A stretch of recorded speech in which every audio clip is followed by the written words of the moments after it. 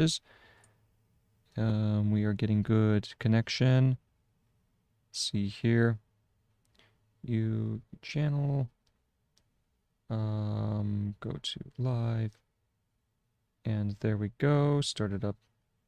Check the volume. We are getting good connection. Good, good. All right, so we are connected on that side, on YouTube and on Twitch. Good. We are set. Let's go ahead and get started, shall we? So today is August 4th, 2026. It is currently 5:25 in the evening. This is the beginning of a 3-hour session for more practice. And now, so what's going on, or what is the stream all about? The stream is about the gaining of academic tools, or tools that help you better with your understanding and your mental processing. And those 3 tools are acquisition of knowledge, the categorization of knowledge, and the recall of knowledge. In the course of this video, we're really going to be focused on the first 2, and those first 2, acquisition, is the ability to grab information and to simply capture it at one go. So this can be as simple as typing something on a keyboard. This could be writing something down using longhand, or as I'm doing here, this is the attempt to use shorthand to really for 2 purposes. One of them is to actually make concrete the use of shorthand in the area of studies, and finally, it's also just it's almost like a little bit of mental practice or mental rigor. So that's the main reason why I am using Anniversary Shorthand. Now, the categorization of knowledge, as far as what I'm using to study and to become more cognizant and familiar with that domain, is How to Take Smart Notes by Sonke Ahrens. How to Take Smart Notes, and the book is primarily concerned with how to build these nuclear units of information, where an idea should be able to be boiled down to a single reference or a single sentence. And then once you have this bit of information, this concrete piece of data, then you put it in reference to other pieces of information, so that you build out this network of thoughts, which allows you to very quickly and completely build good, strong, coherent arguments with the necessary references, with the necessary rough outline, and it's a boost in academic thought. So with that, I'm going to go ahead and get started. I am using Gregg Anniversary Shorthand, so my process for learning Gregg Anniversary Shorthand is to hand copy the book. And obviously it's a very slow and a grueling process, but it has borne great fruit in the time that I've used it. I've been working on this book now for the last 3 weeks, at least 4 weeks, I believe. We're going on. No, it is. Well, I've been working on the book for about 4 weeks, and and all of it in shorthand. So there are 158 pages, I believe. Jump here. There are 150. I believe it goes right to 157 pages, and I am on page 113, so that kind of puts it in context. Going hot and heavy for right now, because I have a little bit of a window as far as being able to pour myself into this study. Not so much, I won't have that much time in the future, so I'm trying very hard to go ahead and get all of this studies done on this book now. And with that being said, if you are interested in taking a look at a copy, you can grab a copy from the Amazon page. There's a link below this page, or below this video in the description, if you are interested in that. If you're interested in the website that I'm using to do my word lookup, then that's available down below in the description as well. With that, let's go ahead and get started. I'm currently on page 112, just finishing up 112, getting into page 113, and let's go ahead and get into it, shall we? So I was on, unfortunately, we were on thoughts. someone else's. Unfortunately, many people never notice this humbling fact because they have no system that confronts them with already thoughts. If we forget about an idea and have it again, here we go. So if we forget about an idea,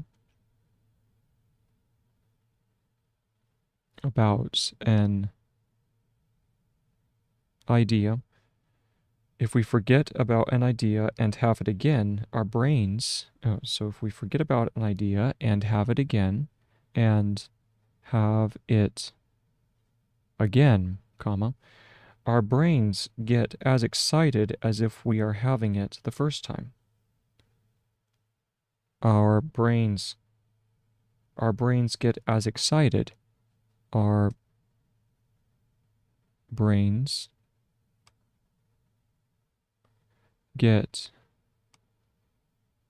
as excited, and excited is EX-SCI.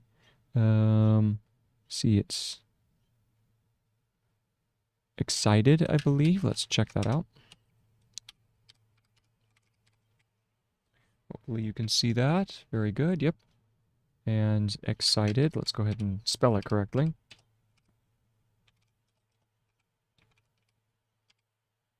There we go. So there's excited.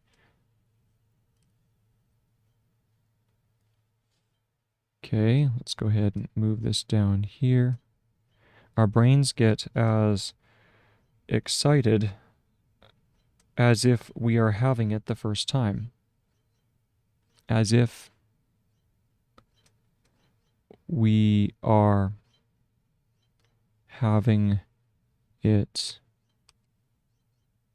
the first time. Period. Therefore, working with the slip box, therefore, working with the slip box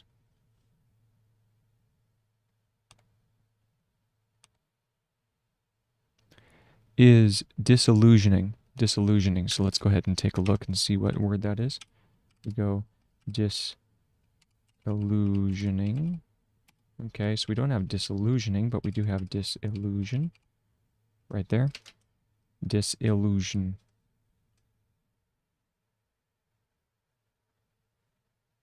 And then we just add an ing to the end, comma, but at the same time,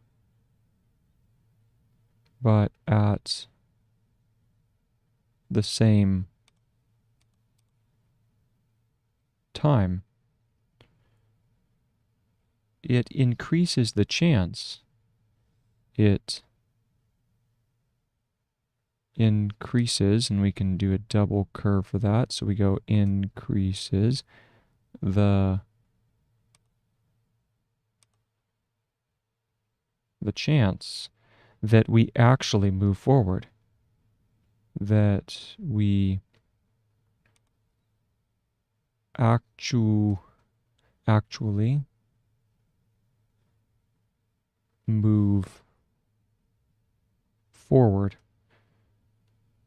in our thinking towards uncharted territory. Move forward in our thinking towards uncharted territory. So uncharted should be that. Let's go ahead and check and see.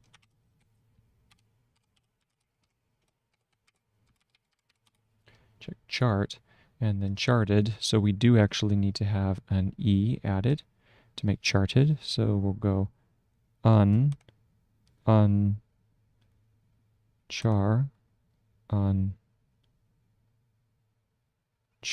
There we go. Territory. And territory is going to be territory.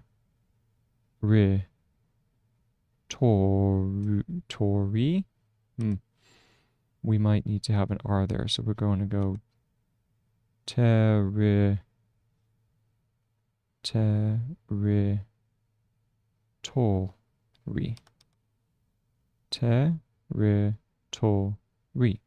So let's check and see if that's correct. Ah, wow, even shorter. It's just tet. Just tert is territory. Very nice. There's territory. Are thinking towards uncharted territory, comma, instead of just feeling like we are moving forward. Instead of just feeling, instead of just feeling, instead of just feeling, and that's underlined there, like we are moving forward. Like we are moving forward. Forward. All right. So let's go ahead and save that. And we'll drop the period there. Good.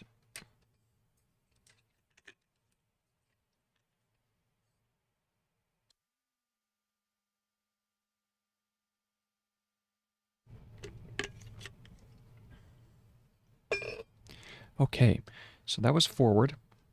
And now let's go ahead and go back through and reread the paragraph. So we go back, previous line, there's our paragraph marker, and we begin.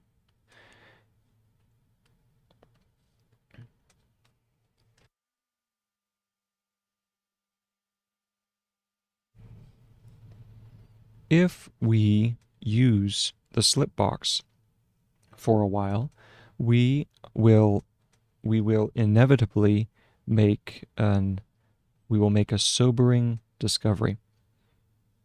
The great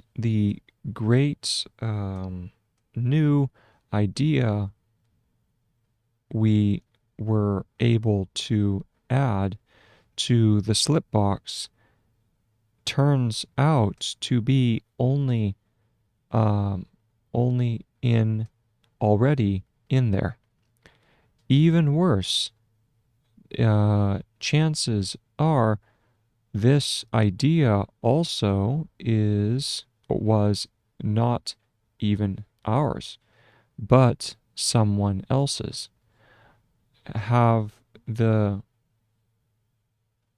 same, having should be a plural, having the same thought twice, or mistaking another person's idea for our own is far from unusual. In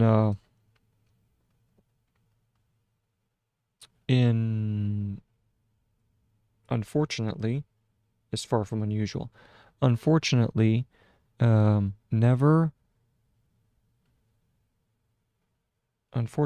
most people. Ooh, how did I skip a whole line? Let's see here. Unfortunately, most, there we go, most people, and we'll have to add this here, so people never notice, never notice, there we go, now we're lined up. People never notice this humbling fact because they have no system that that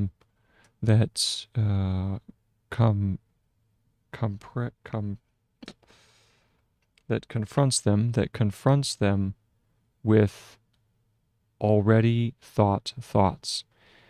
If we forget about an idea and have it again, our brains get as excited as if we were having it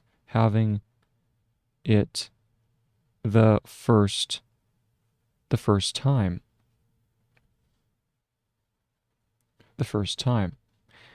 Therefore, working with the slip box is is that disillusioning? Yes, is disillusioning, but at the same time, it increases the chance that we actually move that we actually move, so that should be move, that we actually move forward in our thinking towards uncharted territory. Instead of, and then let's go ahead and make instead just a little bigger, so it's all lined up. There we have instead. Instead of just feeling like we are moving forward. All right, so that's the end of that paragraph. And moving on, speaking of moving forward, here we go. Sometimes the confrontation with old notes. So we go sometimes the, and then confrontation, ooh, what is confrontation? This is confrontation.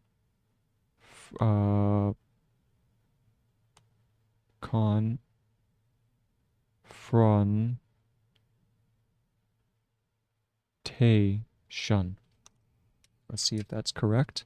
Confrontation. Confrontation. Oh, it's not in there. Confront.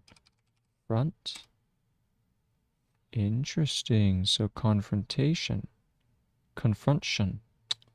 Okay, well, I think I'm going to go ahead and add confrontation. Now the question is, do I want confrontation or confrontation? I think I want confrontation, adding the A to the end like I have written, just to help make it a little bit clearer. So there's confrontation, and now we will proceed. So there's confrontation. With old notes helps to detect differences. With old. Oh, why can't I think of old? It's old. There we go. Old notes helps to detect differences. Helps to detect. So this is detect. Is that detect or is it just deck? I think it's deck. Yes, it is just deck, and it's actually a TD, so it'd be like to deck or something like that. So we go detect like that. Differences we wouldn't have noticed otherwise. To detect, and then differences we wouldn't have noticed otherwise. And otherwise, so that's going to be otherwise, like that.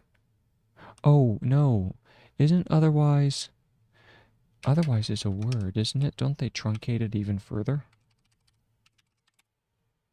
Nope. Oh, if I could spell correctly. Otherwise. Oh, yes, it is. It is truncated. So we go eyes. Eyes. Like that.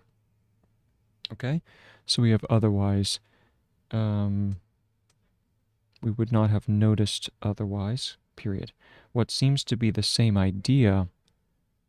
What seems to be the same idea sometimes turns out to be slightly but crucially different.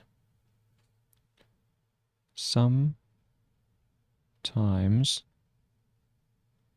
turns out to be slightly, and SL,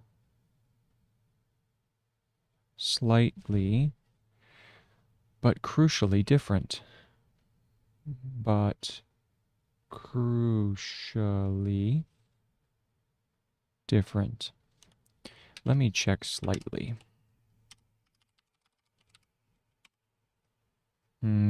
Oh, okay, so slightly just requires us to do an E, no need for a T. So we go slightly, but crucially different. Okay? Period. We then can explicitly discuss this difference. We then can explicitly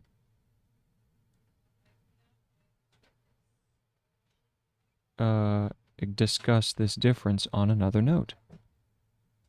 Discuss this and then difference on another note. Difference on another note, period. This is especially helpful when two authors. This is especially helpful when two authors use the same concept in slightly different ways. Use the concept in slightly different ways. Okay? I need to check concept just to confirm. Concept. Oh, yeah, there we go. Concept. Good, excellent. So that's concept. Scroll down in slightly different ways. Period. The clarification of differences in the use of words. The clarification. So we go clair. I think it might just be clarif. If we go clarification, let's see. They might need it a little bit more filled out. Clarification. Oh, beautiful. Okay, so we can just do a disjointed F. I might have come across that word here, but that's always fun. So clarification. The clarification of differences in the use of words and concepts. Clarification of the differences in words and concepts in slightly in the use. Oh, the clarification in the use of words. Let's go ahead and erase this. In the use of words and concepts is a major part of every serious academic work anyway.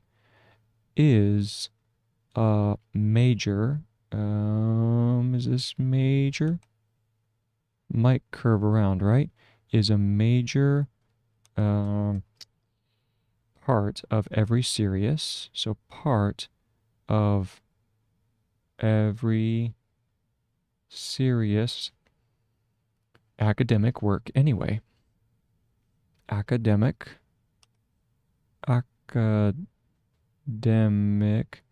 work anyway. Anyway.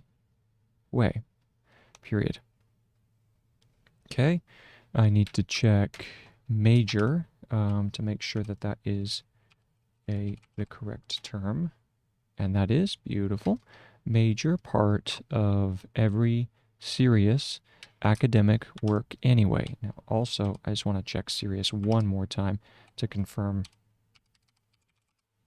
Get a little paranoid every once in a while. Yep, that's serious. Good. Hyphen. But it is so much easier if you have a nitpicking partner like the slip. Like the slip box. Oh, I love that. Oh, that's so funny. But it is so much easier. But it is so much easier if you have nitpicking, oh man, if you have a nitpicking partner like uh like the slip box. Oh, he's got a good way with words every once in a while, like the slip box. Oh, if we had written just excerpts or notes, if we had written if we had written just um if we had written just excerpts, excerpt is ex let's see here, it's excerpt, right? Does it do an extra s? Excerpt. I think it does. Is it an extra e? Let's check. Excerpt. I could spell that correctly too. That'd be nice. Excerpt. There we go. And that is indeed correct. So it is EXEP. So we'll do EXEP for excerpt. Okay. Love that eggs. It's amazing how much you see it. That's the good old Latin coming in. Or is that Greek? Exo. I think there's that I think that is, oh, why does my brain do this to me? Okay. What is X? X is Latin or Greek? I can't remember the origin. It comes from Latin. Yep. Though it does share a very common root, a very old common root with the ancient Greek. So they do come from the same, but it's primarily through Latin. Yes, so that's the Latin root, eggs. And that's why you see it all over. Exeter, external. It just comes from the Latin origins. Anytime you see a word with X at the beginning, it originated from the Latin. All right. So if we had written just excerpts or notes, or notes that we had kept in separate places, that we had kept in separate places, okay, comma, these differences would only become obvious. So scroll down the page. These differences would only become obvious. Different places, comma. These differences would only become obvious if we had all the relevant notes on our minds at the same time. And if you do that, then you're crazy. If we had all the relevant notes, you're like Rain Man. If we had all the, and then relevant notes on our minds at the same time. On our minds at the same time, period. It is much easier to detect these small but crucial differences. It is much easier to detect, and this is, oh yeah, this is where we get to do this fun one here, DT and then EC, to detect these small but crucial differences. These small but crucial differences when we literally have our notes in front of our eyes. When Oh, and running out of note page, so I need to add another page under here. How to take smart notes, page 12. H, T, T. Can I get an H? Can I get a T? Can I get a T? Can I get an S? Can I get an N? Can I get a 12.1 through section 5, page 12. Yeah. Go team. Okay, whatever that is. All right, so here we continue. Differences when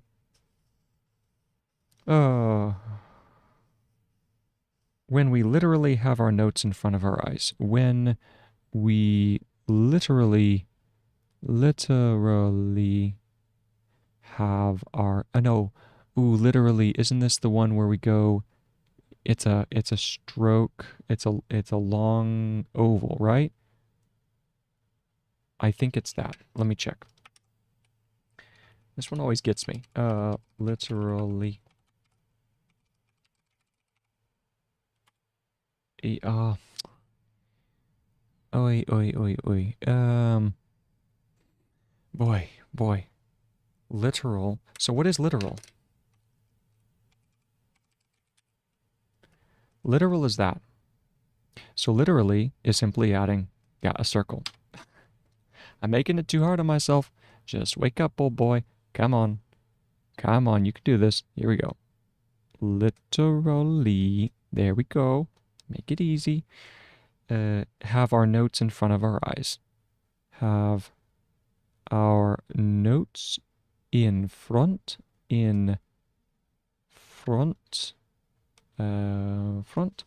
of our eyes, and eyes is, I think it's that. All right, let's check.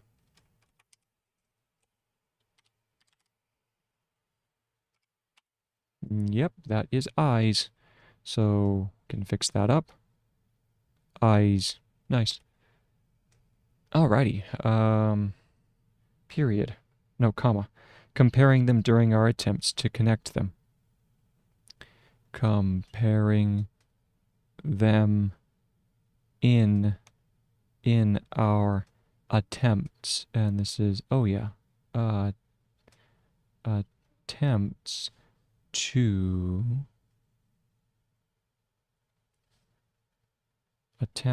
to connect them.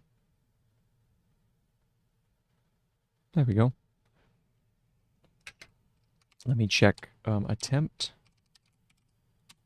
Yep. Oh, nice. Okay. And next sentence. The brain is very good at making associations. The brain is very good at making associations. Isn't this the one that goes A-S? Associations? Is that association? No, that's a sign. Association. Ah, that's it. It's assoc.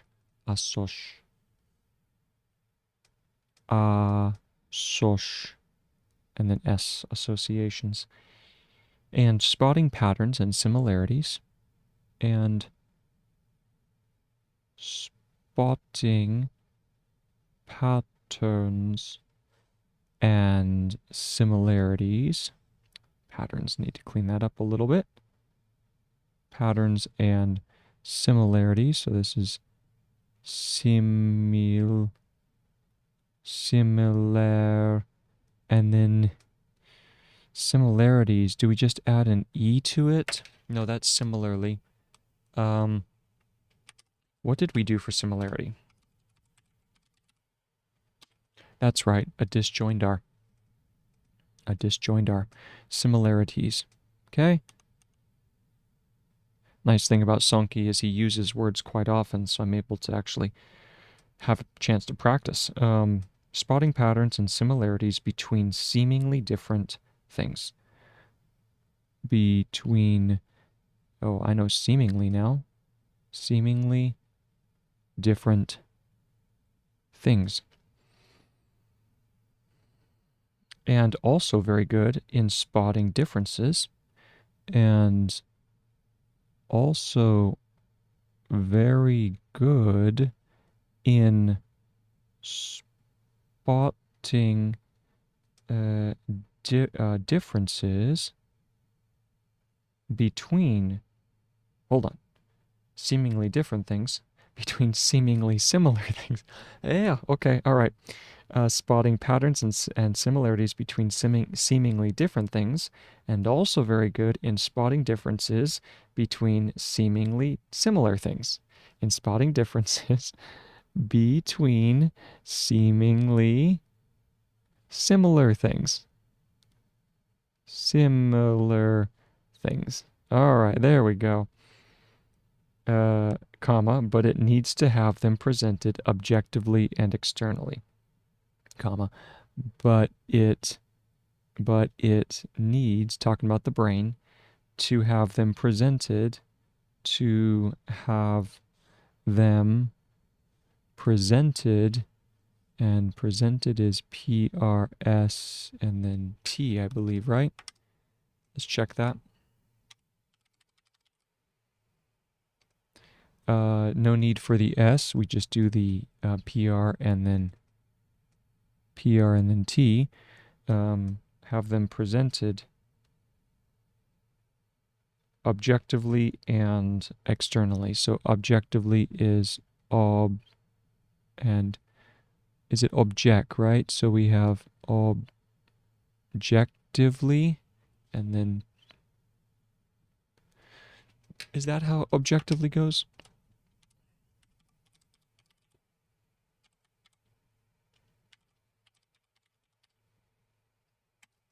Ah, there's objective, so it's ob and then J, ob V, and then we just add an E, so it's objectively, yep, objectively and externally, and externally. It is much easier to see differences and similarities. It is much easier to see differences and similarities,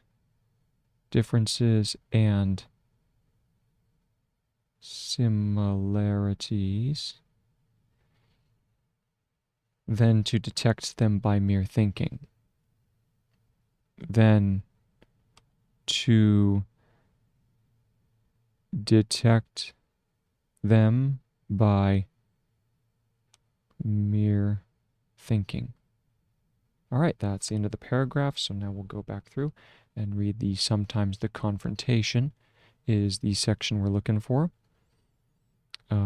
Sometimes the confrontation, we're also looking for the paragraph marker. Maybe I should underline the paragraph markers. That would make it easier, so I don't have to waste time in searching for them again. I mean, it is good for the eye to scan the page, but I don't know if that's entirely necessary in this instance. So I'm looking for sometimes,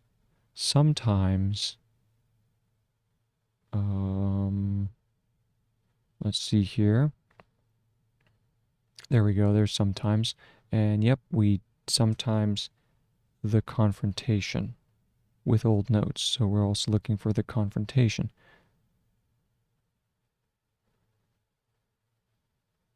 Action become obvious sometimes. The confrontation, there we go. So here's the paragraph marker, and I'm going to go ahead and give it a little bit of a highlight. There we go. Now we change it back. So we have sometimes the confrontation with old notes helps. It needs an H for the aspirate. Helps to detect differences. We wouldn't have noticed otherwise. What seems to be the same idea is sometimes turns out to be slightly but crucially different. We then can explicitly discuss this difference on another note. This is especially helpful when two authors use the same concept, use the same, I need to put same in here, use the same concept in slightly different ways. The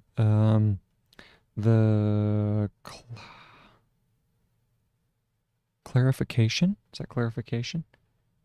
Yes, the clarification of the differences in the use of words and categories, words and concepts is a major part of every serious academic work. Anyway, but it is so much easier if you have a nitpicking partner like the slip box. If is that we? Nitpicking partner like the slip box. If we had, and we should be just a little bigger. If we, there we go, and had, if we had written just excerpts, and that should be excerpts, so it's plural. If we had just written excerpts or notes that we had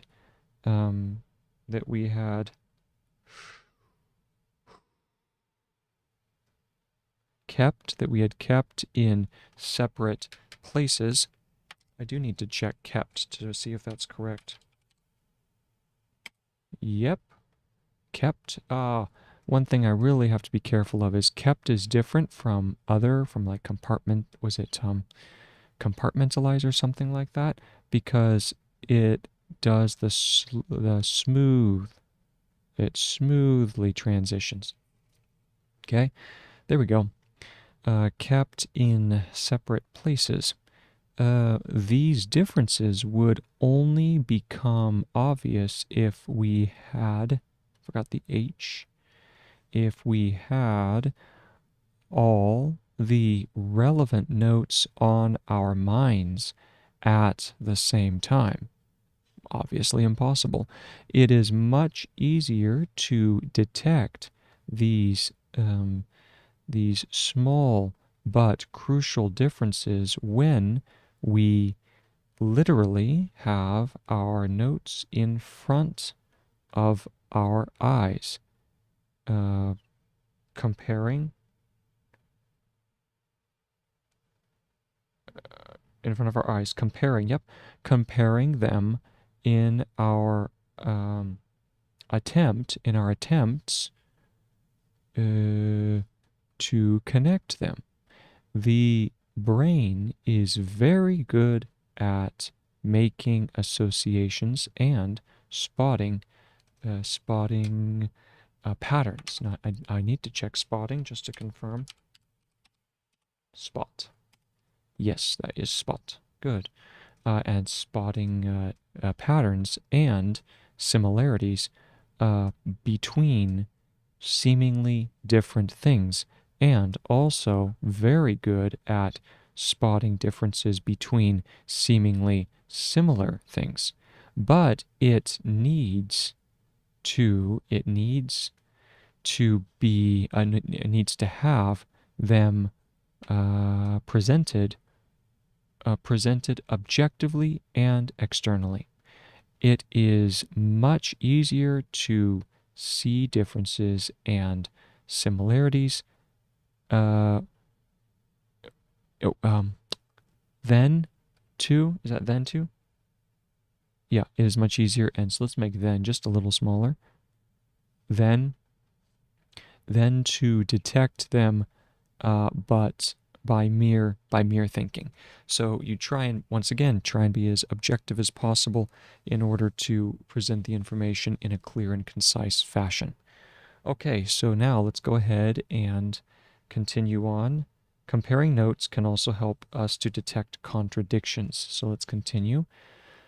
Comparing, and this is a new paragraph, which I'm going to go ahead and mark with a marker here. Let's do light green. Okay, and then that way it's easy for the eye to see. All right. Comparing notes also helps us to detect contradictions. Comparing notes also helps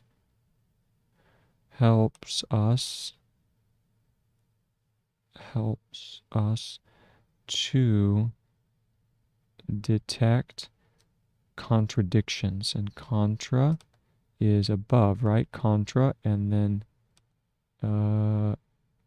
dictions, I believe.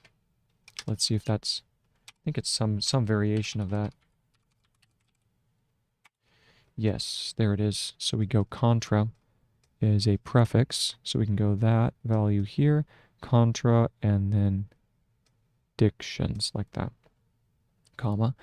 And then paradoxes, para is another prefix, and doxes is D-O, I think it's,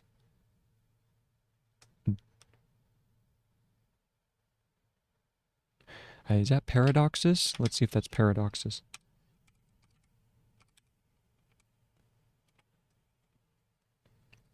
All right, so it does use the X ending, so we're gonna do paradox, like that, and then doxes. Okay. Or oppositions. Or, and then oppositions is going to be oppositions, like that. Let's see if that's opposition. Opposition. Yep, and so let's move this whole unit up. Oppositions, like that. Hyphen, important facilitators for insight. Important, and then facilitators, so that's and then taters is going to be ooh, this is facilitate, right? Facilitate,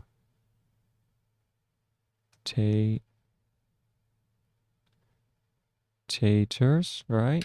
And then the ending, let's go take a look at that. Facilitate, so slightly different. Oh, undo, there we go. And we need to do facilitate, and then ers on the end. So that's facilitator. Let's go ahead and add facilitator to the lineup. Facilitator. Facilitator. That reminds me of a joke from Little House on the Prairie, in which Pa, who's Laura Ingalls' mom, or Laura Ingalls' dad, they were doing skits and mimes, and he was in front of the whole town, and he walks into the front of the church, and he has his felling axe, and he's holding it in front of him, and he has potatoes balanced on the axe blade, and he's just walking forward and balancing the potato on the axe, and no one guessed what the mime was. What was he trying to? What was a charade? What did the charade mean? And he said it was commentators on the axe. Commentators on the axe. So. I'm not going to explain the joke there, but it was so cute and just so much fun. I love that series. The Little House series is a wonderful, it's a wonderful book, wonderful set of books. Okay, so let's go forward. So this is facilitators, important facilitators for insight, insight. Ooh, I haven't seen insight in a while. He used that a lot in the beginning of the book. When we realized that we used to accept two contradicting ideas, when we realize that we used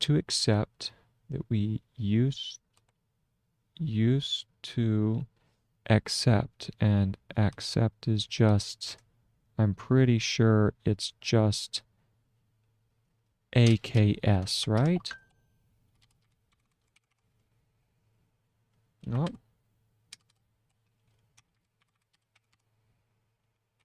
Oh, forgot that. Yep, that is correct. Good. Just need to check this here. All right. Nice, nice, nice. All right.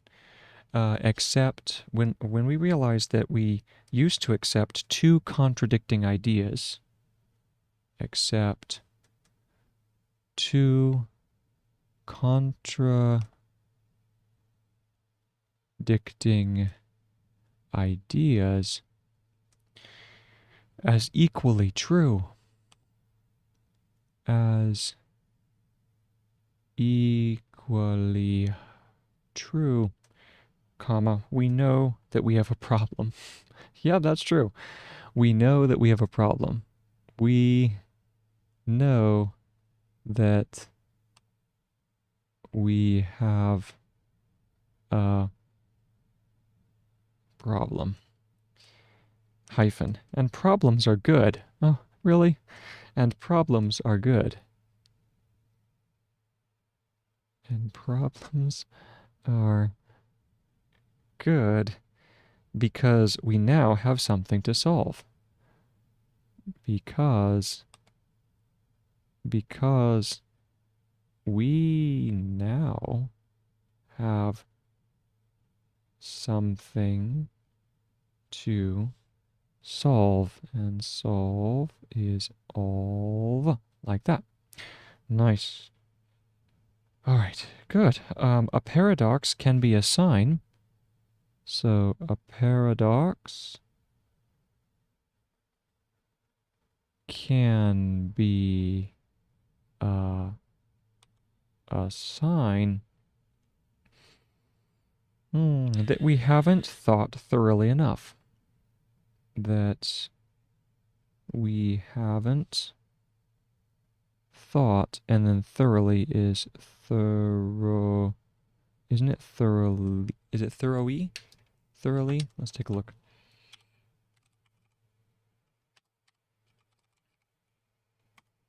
Oh, it's even shorter. It's just THE. It's the TH symbol V.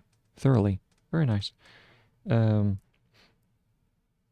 We haven't thought thoroughly enough about a problem, and enough is that simple. Enough about a problem, comma, or conversely, or conversely. Let's see if that's converse. Oh, okay. No need for the R. No need for the R. Conversely, nice. Comma, that we exhausted the possibilities. That we exhausted the possibilities. That we exhausted. EX,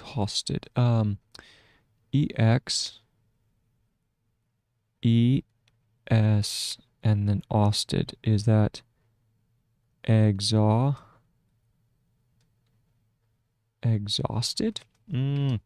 That doesn't look right. Let's go ahead and check exhaust.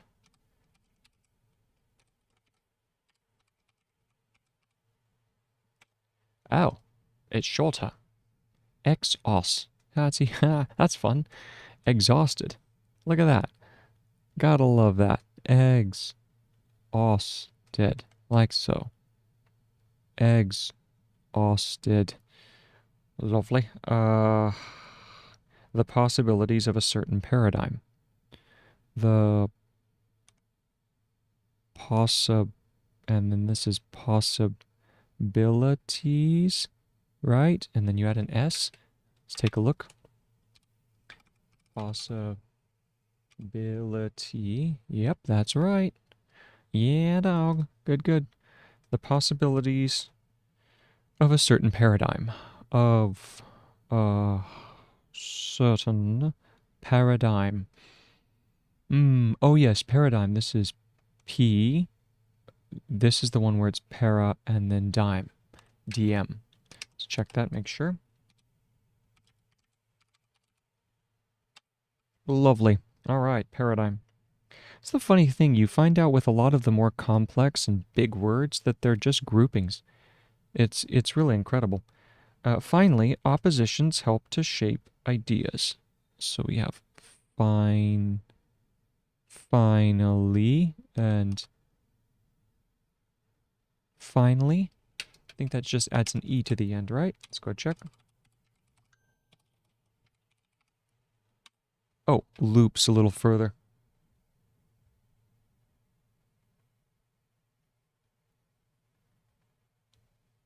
All right, so finally, let's go ahead and smooth this out just a hair. So we're going to go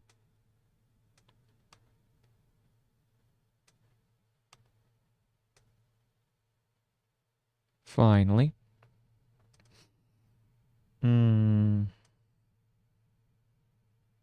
Finally, comma, oppositions help to shape ideas. Finally, comma, oppositions, so that's oppositions. Let's make it a little bigger. Oppositions, like so. Opposition. Yep. Oppositions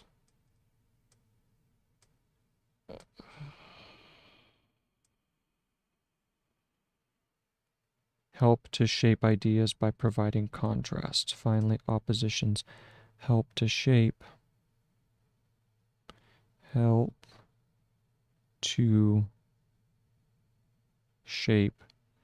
ideas by providing contrast.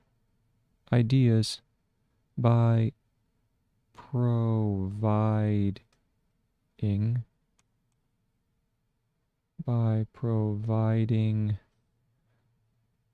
contrast. Well, that's context. This is contrast. Let's see if that's contrast. Nope, it's a con and then an S underneath. Nice.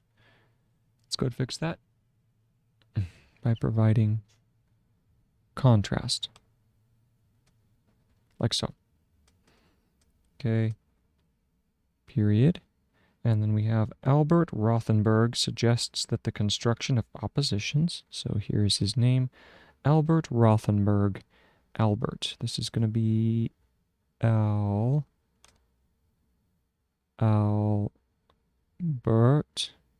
Let's add an A to that. So we have Albert Rothenberg, and Rothenberg is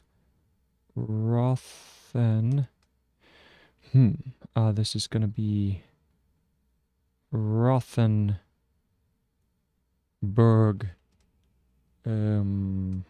BRG? Why not? Rothenberg. Nice name. Suggests that the construction, and suggests is this one right here.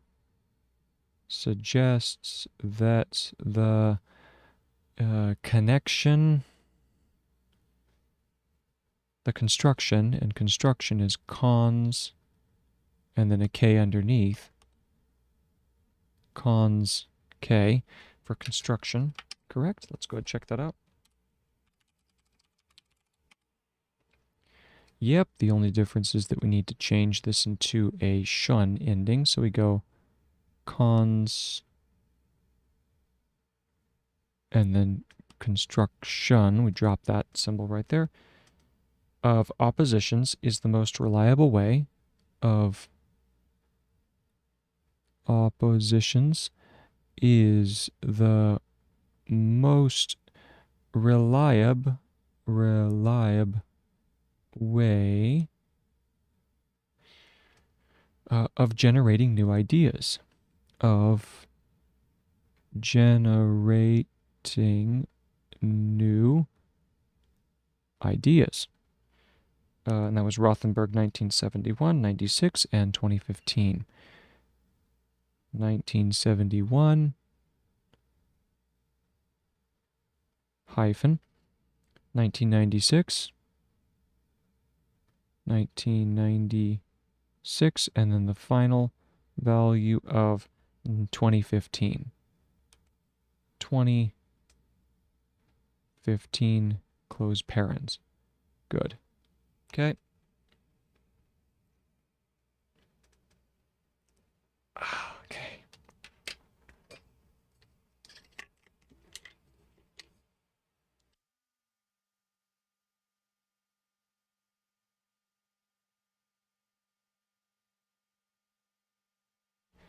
Okay, and that finishes the first page. Really, seems like right now I'm currently at the state of being able to complete 1 page per hour, which, you know, I'd like to be faster, but we take what we can when we have it. That's the key. Okay, so now let's keep on going. So we're going to do comparing notes. Zoom out. We go back up to our marker, which is here. I do like having that green in there. That really helps me stay focused. So let's go ahead and begin. Comparing comparing also comparing notes also. Oh, I missed notes. Comparing notes, put that in. Comparing notes also helps, let's do the H there. Okay. Helps us to detect contradictions, paradoxes. Paradoxes. Let's zoom out just a little bit. There we go. Paradox. Go get rid of this here. Paradoxes or oppositions. Important facilitators for insight. When we realize that we used to accept two contradicting ideas as equally true, we know that we have a problem. And problems, here we go, and problems are good because we now have something to solve. Paradox can be a sign that we have not thought thoroughly enough about a problem, or conversely, that we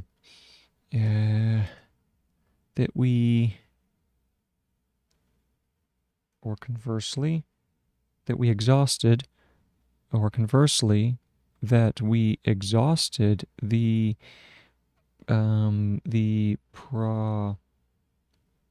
possibilities of a certain paradigm.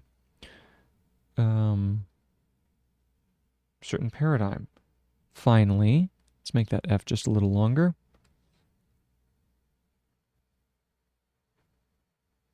Finally, oppositions help to shape. Once again, this guy's got to be a little smaller. There we go. SH has to be just a tad smaller. There we go. shape ideas, but provide let's see, provide oppositions help to shape ideas by providing contrast. Albert Rothenberg suggests, suggest is not that. I don't think that's suggest. Hold on. Nope, it is. Okay, all right. Suggests that the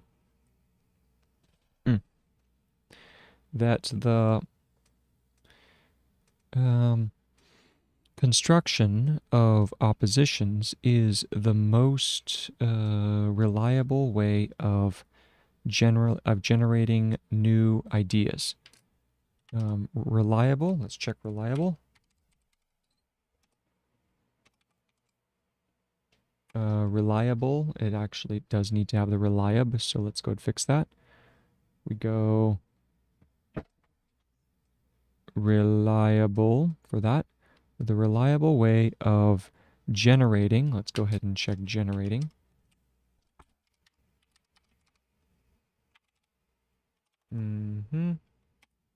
Yep. Generating new ideas. Excellent. So that takes care of the page 113. Moving on to page 114. Okay. The constant comparing of notes also serves as an ongoing examination of old notes in a new light. This is a new paragraph, so we're going to drop a paragraph marker. We're also going to highlight it. There we go, and now we start. The constant comparing of notes. And I think cons is constant, right? Let's check that out. No, it does require constant. So we're going to go con, K, S, a slight break there, boom. So we go constant, right? The constant and then comparing of notes in also serves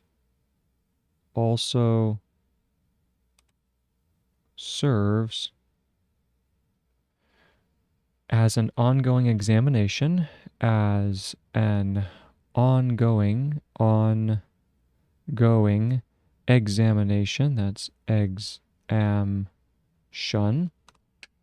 Let's see if that's correct.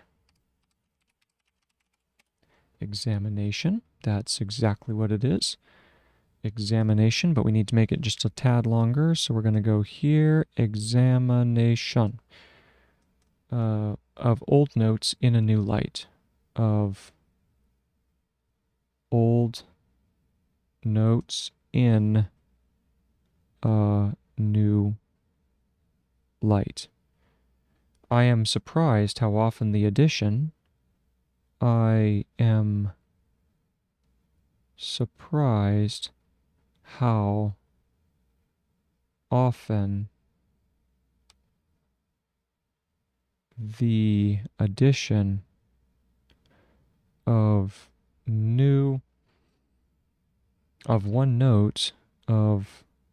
one note leads to a correction, leads to correction. Is that correct? Let's see. Oh, it's just KR. No need for the little U hook or O hook. Correction leads to a correction, a complementation. Complementation. So this is let's see here. This is going to be complementation.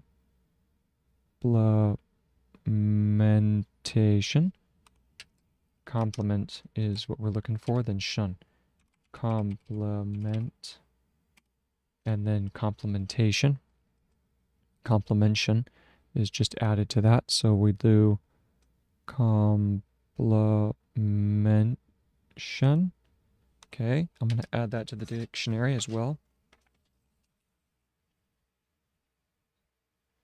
complementation.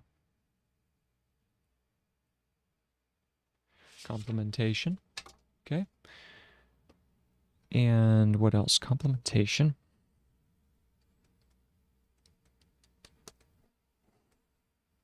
Or an improvement of an old idea. Or an improvement. Isn't this improvement? This is improve, I know. And is that improvement as well? Yes, that's also improvement. Good. An improvement of old ideas. Of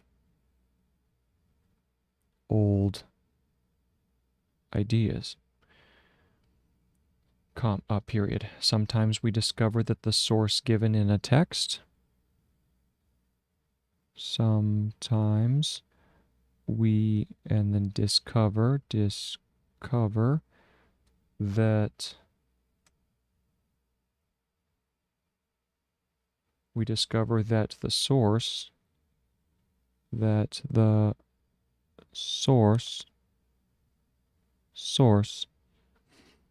given in a text,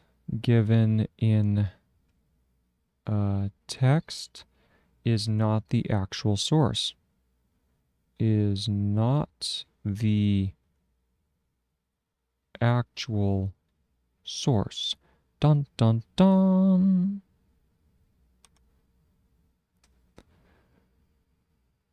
Period.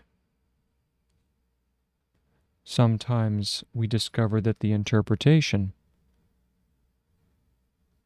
Sometimes we discover that the interpretation and pretation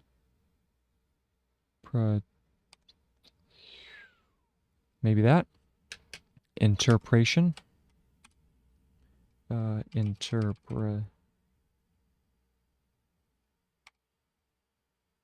interpretation. Oh, okay, so it's just inption. Very nice. The interpretation. We discovered that the interpretation of a study of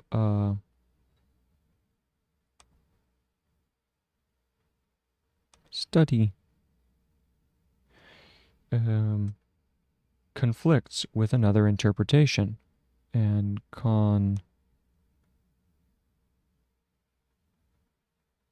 conflicts. Let's see if that's conflict.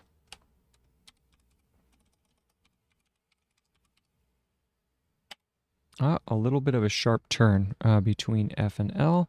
So let's go ahead and do that. We have conflicts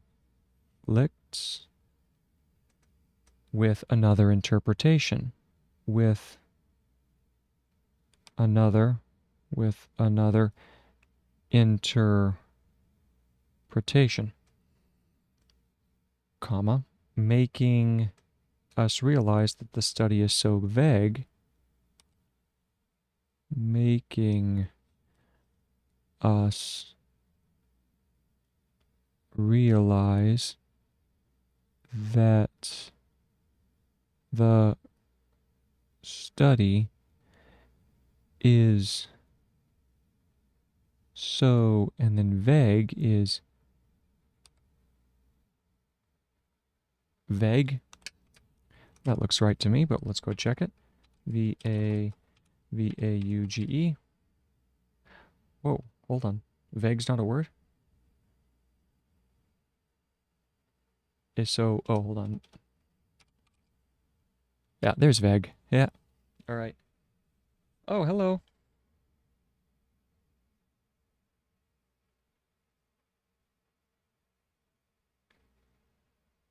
Oh, hello. Sorry, I just now saw your comment. I apologize for that.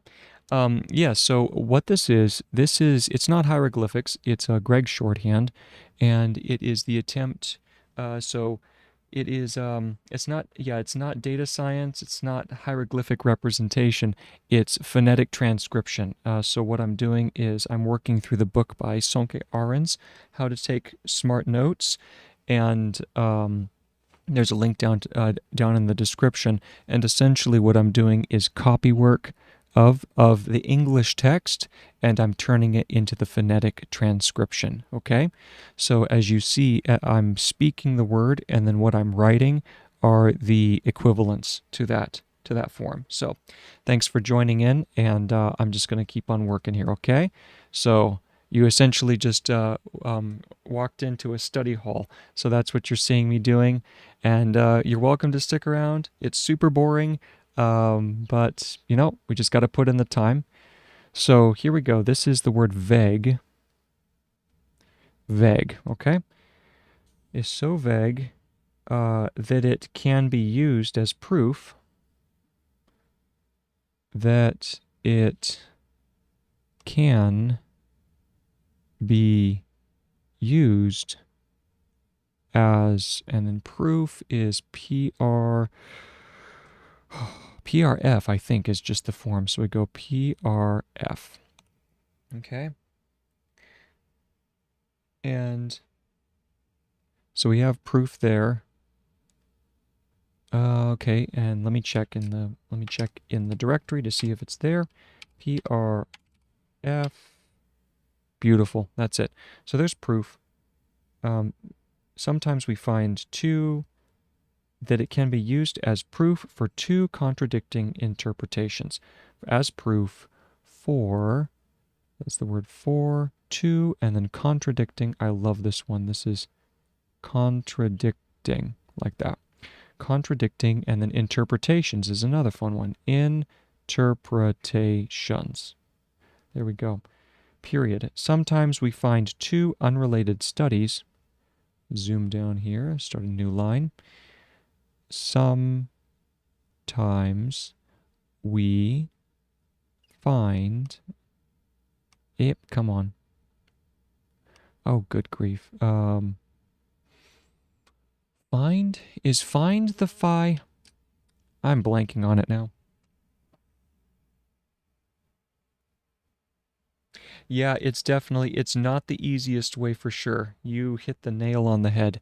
It's not the easiest. It's more of an experiment in note taking, and I'm a novice at it. So people who have been studying it much longer, they're much more facile in the understanding. So anyway, yeah, it is definitely fast.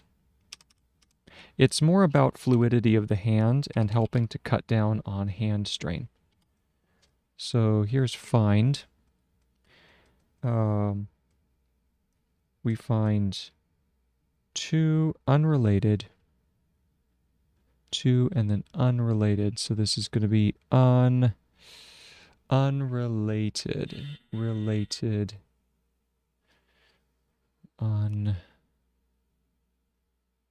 R-E-L-A. Oh, yes, I know this one. This is R-E-L and then T. Unrelated.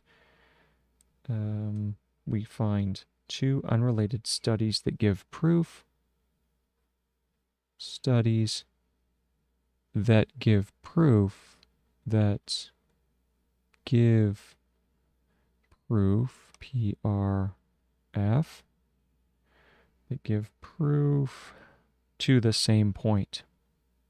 To the same point. Comma, which is not a correction. Which is not a correction, comma, but an indication that we are onto something. But an indication, and that's indiction, so come on, there we go. Indication that we are on to something. All right, that we are onto something. Adding new notes to old notes. Adding new notes to old notes and being forced to compare them. Let's go ahead and add a page below this. So now we're going to go to page 13, how to take smart notes. We do H, how to take smart notes, 12, 12.1 through 5 section, and this is page 13 of the notes. Good. All right. Nice, nice. Okay, and we're going to go ahead and jump back up to the top here, move this over, and adding new notes to old notes and being forced to compare them, and being forced to compare them leads not only to a constant improvement, leads not only to a constant improvement of one's own work, of one's own work, comma, but often discloses weaknesses in the texts we are reading. But often, and is that offer or often? I need to check that. Often, yeah. So offer is the is just the OF, and often is OF in. There we go. Often. Oh, okay. Often discloses, but often discloses weaknesses, and discloses is discloses. Let's see if that's correct or if it's even shorter. Disclose. Yeah, beautiful. That's exactly what it is. And then we just curve the S the opposite direction in order to get the double S sound. So that is discloses weaknesses in the texts we read. And weakness wasn't weakness, it was eek. I think it's it. They don't have the leading oo sound. If we look it up, ooh, if I can spell, weak. There we go. Yes, there's weakness, and then weakness is then just the ns added to that. So we go boom, come on, and weakness. And weaknesses, same thing. We just curve the s back around to do weaknesses. In the texts we read. In the texts we read. Now you'll notice that on the texts right here, the reason why this S is not curved around is because of the invisible T that is present in the, that should be here. So it should really be a text, right?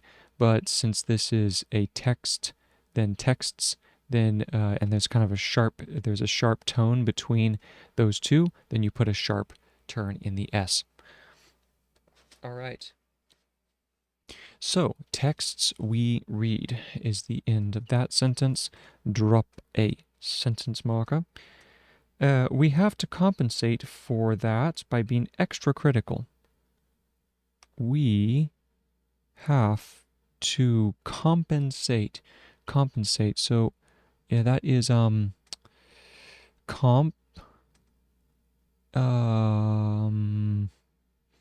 compensate. So that's going to be compensate. Is we did this one, didn't we? A little earlier. I think that's compensate. Let's check it. Yeah. All right. All right, so we have to compensate for that by being extra critical. We have to compensate for that by being nice thing about that, two strokes, by being extra critical. And this is extra and then critical. I think it's just KR and then the disjointed, right? Let's see. Nope, it requires the circle vowel. The circle vowel. So let's go ahead and move this down here. Come on, there you go. And we're going to do critical, extra critical as readers and careful. So critical as readers and careful. So that's careful. Oh, careful doesn't require the A, does it? Let me see. Nope, it does. Nice. And extra careful and be extra and careful with extracting information. Careful with extra, I think, isn't that extract? Let's see. No, it's just the, yeah, it's just the K. Love that. Love those prefixes, like I said before. Extracting with extracting information from texts. Zoom down the page. Information from texts. Okay. All right. Information from texts. And comma, and we always have to check the original source of a claim. And we always have to check the original, oh yeah, this is original source of a claim. Okay, of a claim. And that's the end of that section. So now let's go ahead and check original source. Let's check original.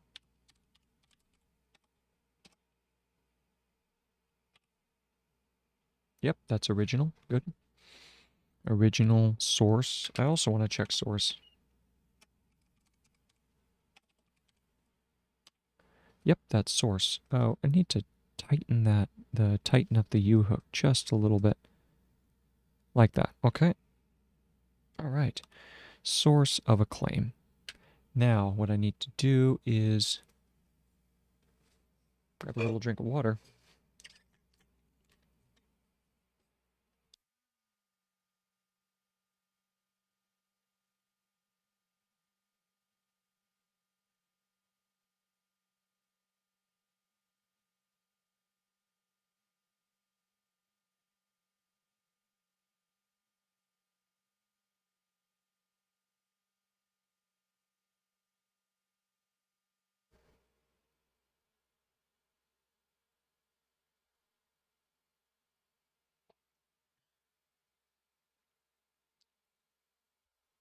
Okay. Here we go. Let's keep on going. All right, so now I need to read through this section starting at the constant. So let's zoom up on the page and let's find the constant. So we're looking for our marker, which is here, and let's begin. Here we go.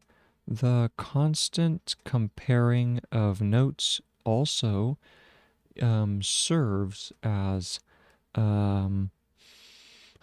serves as an ongoing examination of old notes in a new light.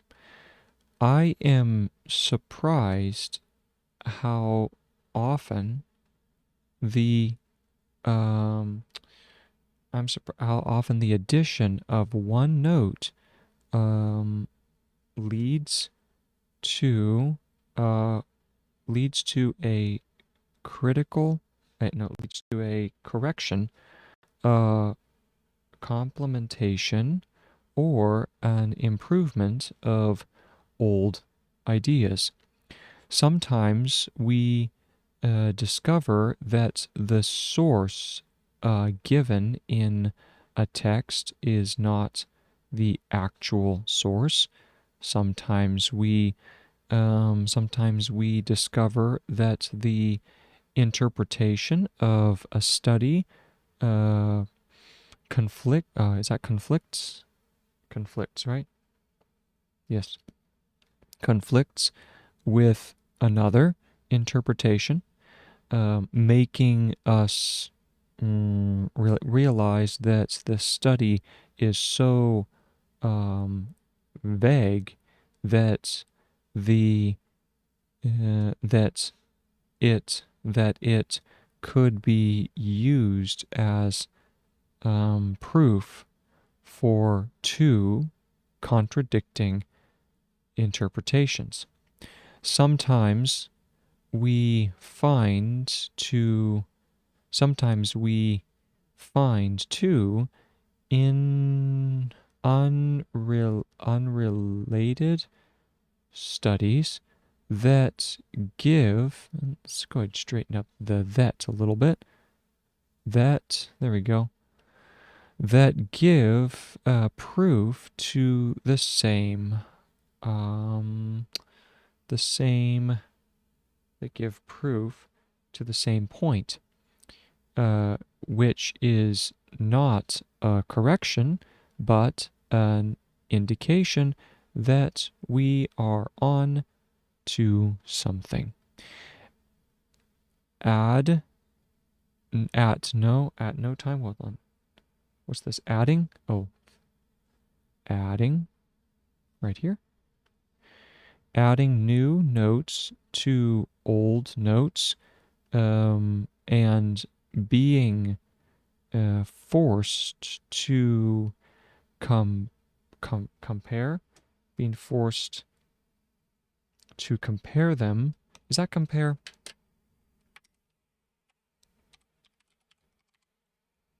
Yes, that's compare. And being forced to compare them leads not only to a constant improvement of one's own work, but often discloses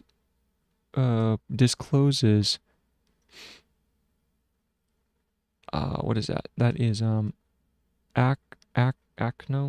often discloses weaknesses. Often discloses weaknesses in the texts we read. We have to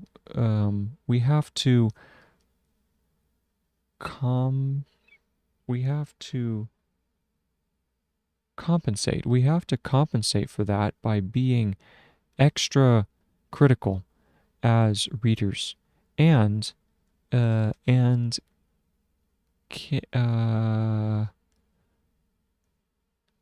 careful with extracting information from texts, and we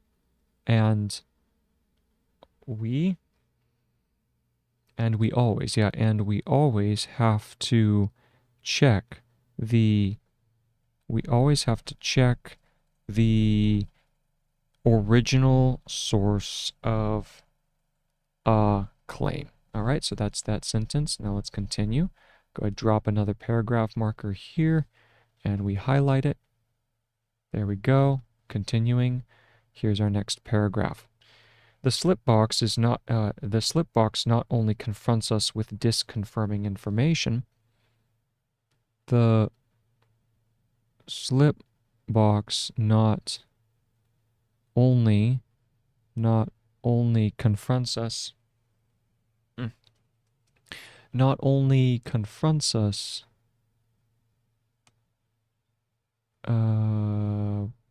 confronts us with disconfirming information. I need to check confronts first.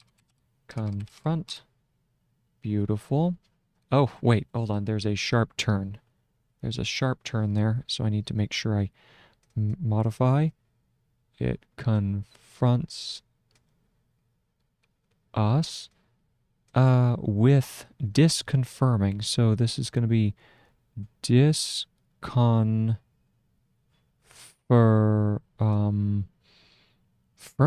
I believe is this one, right? Disconfirming. So let's go ahead and check and see if that's correct. Disconfirm. There it is. Yes, and that's disconfirming information. Information. Information, please. Information. Comma, but also helps with what is known as the feature positive effect, comma, but also helps with what is known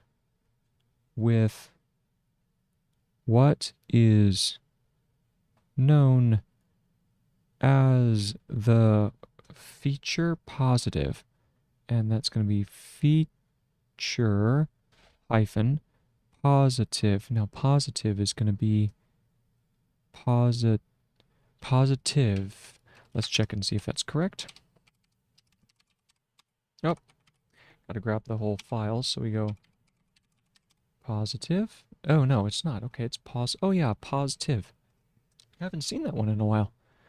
So we go pause, and then tiv, like so. Positive. Good. Feature positive effect. And that one was Allison and Messick. So the reference there is Allison. Hello, Allison. Allison and Messick. 1988.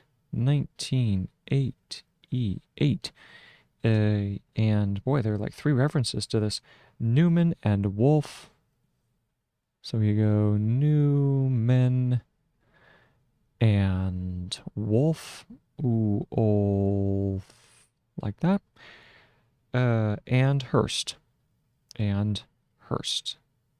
H-E-R. Which way did the S-T? We'll go that way. And Hurst. 1980. One last one, guys, I promise. 1980, last reference here is Sainsbury. Sainsbury. So we go Sains. We're going to do this higher up, so we can do the S and then Bury. Sainsbury. 1971. 1971. And that's the last reference there. Okay. All right. And now we go, this is the phenomenon in which we tend to overstate. So now they're explaining it.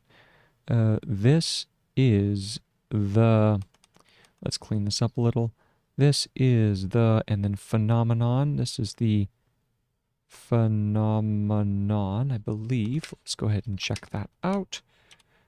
Phenomenon. Phenomenon. Yes, that's right.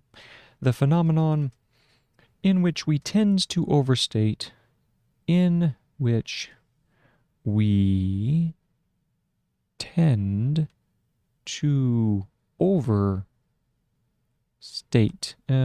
Overstate. Oh yeah, that's nice.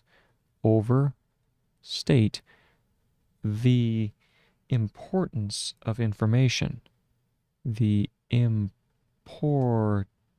is importance the same as important, or do you have to have an S? Let's check that out. Importance. Yeah, good. All right, there's importance. To overstate the importance of information. That is mentally easily, that is, and then in parentheses, mentally. So we have mentally. Let's see if that's correct. It could just be menti. See. Oh, oh, nice. You just do the e loop on the end. So we go mentally, easily available. Easily available. So that is easily available to us, and tilts. So let's go tilts. And tilts our thinking towards the most recently acquired facts. Man, I do that all the time. I didn't know that had a name. And easily tilts, easily available to us, and tilts our thinking, and tilts our thinking towards the most recently acquired facts. Towards the most recently, what is recently? Is it just the circle underneath? Recently? Let's check.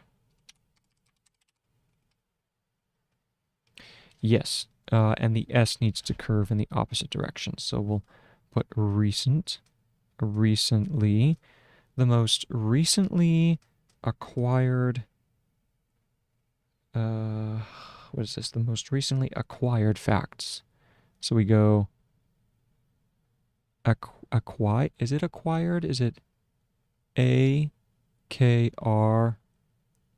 No, that does not look right. I think it's something a little different. I know it has a diphthong, but we'll see. A-Q... Ah! Okay.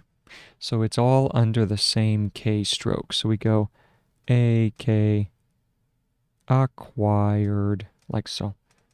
The most recently acquired facts, like so, comma, not necessarily the most relevant ones. Comma, not necessarily, and necessara, and then I think it's a circle underneath.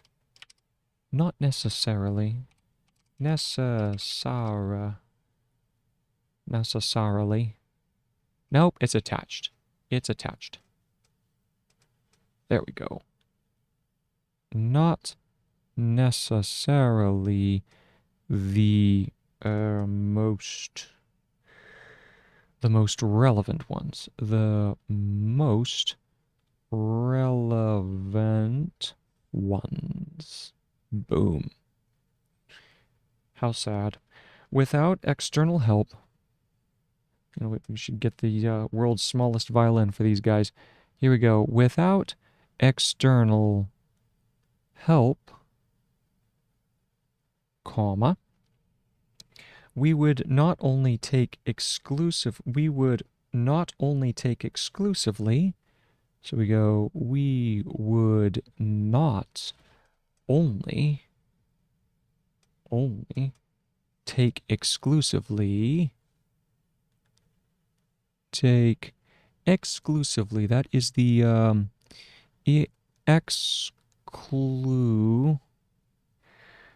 what is this? Exclusively, KL, and then U, and then is it S?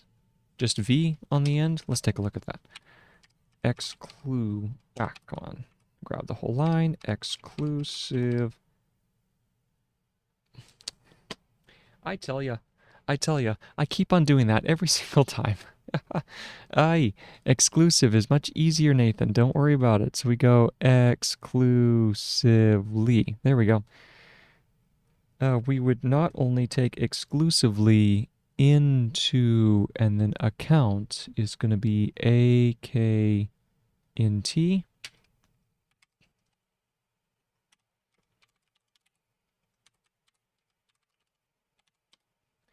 Yep, it's AKT. AKT for account. account, we would not only take exclusively into account what we know, comma, but what is on top of our heads. But what is on top of our heads. Okay, so there's heads. Period. The slip box constantly reminds us. The slip box constantly, and that's cons, and then constantly, right? For constantly. Constantly. Nope, constant is KSTN. Constantly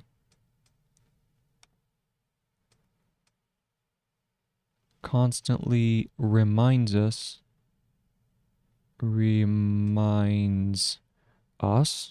there we go. It constantly reminds us of information we have long forgotten. Reminds us of information that we have long forgotten. Long and then forgotten down here. Forgotten. And wouldn't remember otherwise. And wouldn't remember otherwise. Is that otherwise? I know that it's just a combination. Yep, that's otherwise. Good. Wouldn't remember otherwise.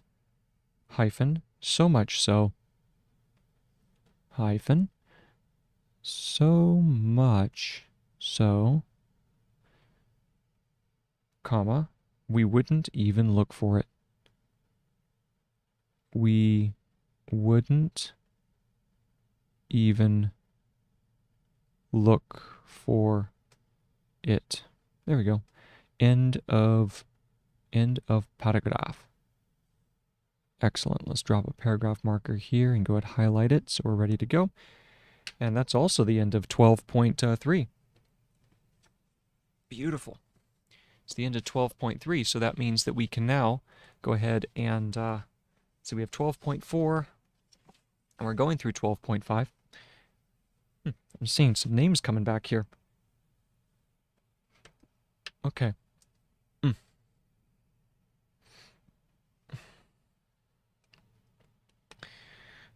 So let's go ahead and read through that previous paragraph. Grabbing there's our paragraph marker here, and let's begin. I have my highlighter, and let's go.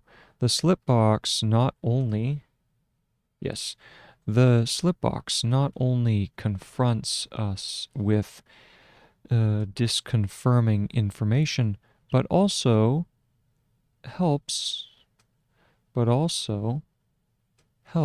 with what is known as the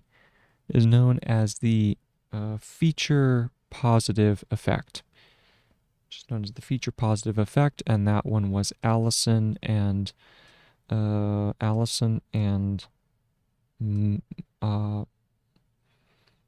Messick and Mesk or Messick. We need to add the little E here. Messick. Okay. Allison and Messick, Newman and Wolf, and Newman, Wolf, and Hurst. And then the final one is Sainsbury, 1971. So it was 1988, 1980, and 1971. This is the phenomenon. This is the phenomenon in which we tend, let's go ahead and check tend, in which we tend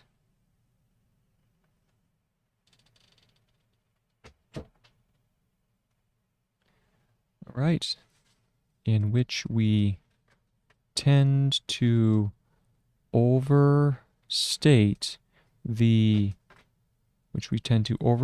importance of information that is that is mentally easily available to us, um, and tell and tilt. Let me go ahead and check if tilt is. Yes, it is there. We need to put a little bit more of a curve in that, in the value for the t. So in curve up, so we go till, and then it curves up, and there we go, tilts. Tilts our thinking towards the most recently acquired, and is that recently? Yes, recently acquired facts in not necessarily the most relevant ones. Without external help, we would not only take exclusively into account what we know, but we would not only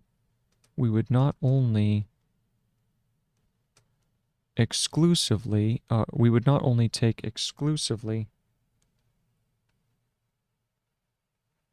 Hold on, what am I saying?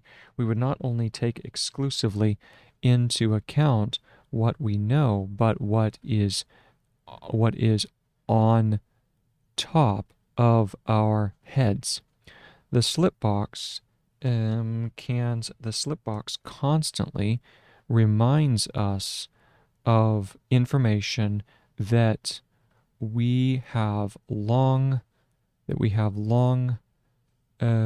forgotten and would not remember otherwise. So much so, we would not even look for it. All right. Now let's move on. So now we go assemble a toolbox for thinking. Assemble a toolbox for thinking. This is kind of where I'm getting my idea of using creating the academic toolbox as well. Comes from this wording. So here we go. This is 12.4. 12.4, and this is assemble a toolbox for thinking. And assemble is ASMB for assemble. Let's go ahead and confirm that that is the case. Even easier, there's no need for the B, so we just do ASEM, ASEM, and then toolbox is going to be toolbox is one word, so we're going to put that up here, toolbox for, and then thinking. There we go, new line, so we're going to go ahead and drop a paragraph marker. Actually, no, we're not going to. No, we are. Let's be consistent, shall we? Just by working with the slip box, here we go. Just by working with the slip box, comma, we retrieve old ideas. We retrieve old ideas. Okay? And facts on an irregular basis. And facts on an irregular. So this is going to be I think it's regu for regular. Let's go ahead and see if that is anywhere close to what it's supposed to be. Irregular. Yep, yep, yep, yep. Okay. All right, all right. I'm loving it. I'm loving it. There's irregular. On an irregular basis and basis. And connect them with other bits of information. And connect them with other bits. Yeah, here's bits. Come on. Bits of information. It's a fun word. Hyphen. Very much how experts recommend we learn. Very much how experts, and this is EXPRT, experts recommend. And we all know that experts are really, you're supposed to follow the experts, even when you have to plead the fifth for multiple times. Looking at you, Fauci. How experts recommend we learn. We learn. And that was Bjork 2011. Bjork 2011. Comma, or page 8, hyphen, and then Cornell and Bjork 2008. So this is Cornell. So we have Cornell and Bjork, and Bjork 2008. 2008. Close down the reference. Okay. Nice, nice. Comma. This is also the idea behind flashcards. Hey, look at that. That's our recall. This is also the idea behind flashcards. This is also the idea behind flashcards. And this is going to be cards. Should that be, I'm going to try and make it one word. So we go flash cards. I don't think it's in the dictionary. Let's go ahead and check. Nope, I'm going to go ahead and add it for later use or referencing. That is one thing that I really want to do with my upcoming studies in mathematics, is to create sets of flashcards that are available for the general public to be able to learn mathematical concepts. So you have study sets. I know a lot of that already exists, but that'll be one of the fun things to build. Okay, flashcards, period. But even though flashcards are much more effective, even though flashcards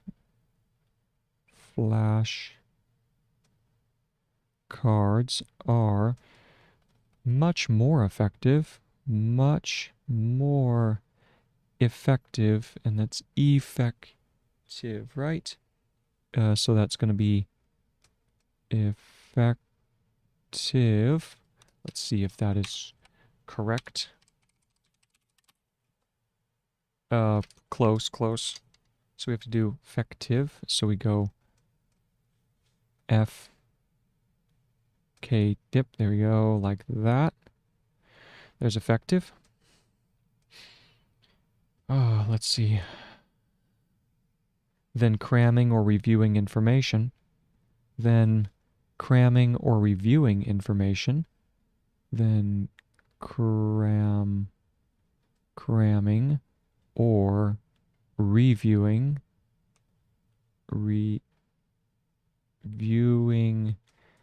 information within the context of a textbook, within the context of a textbook, They also have a downside. Well, everything has a downside. They also have a downside. Well, teach us, great master. What is the downside? What is the downside? Let's go ahead and move this down just a hair so we have downside. Colon. What's their downside? The information on the flashcards is neither elaborated on nor embedded in some form of context. Correct, because sometimes information just doesn't have to be elaborated on or in context. I mean, yes, sometimes it's true, but other times, no. You just kind of put it in your brain. So I get it, but there are different types of information. The information on flashcards on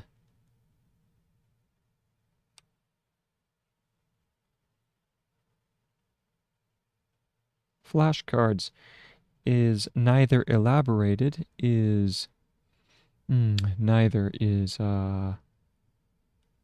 what is neither? Isn't it nother? Something, it's neither, right? So is neither elaborated on, elaborated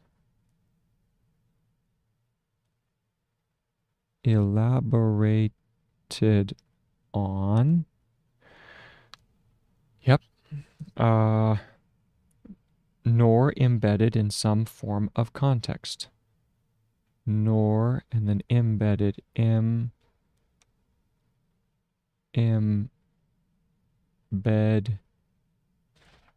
embedded, right? I need to check elaborate and embed. Elaborate. That is elaborate, and then embed. Embed. That's one I had to add. That's right. Okay. Elaborated on, nor embedded in some form of context. In some form of context. Period. Each flashcard stays isolated. Each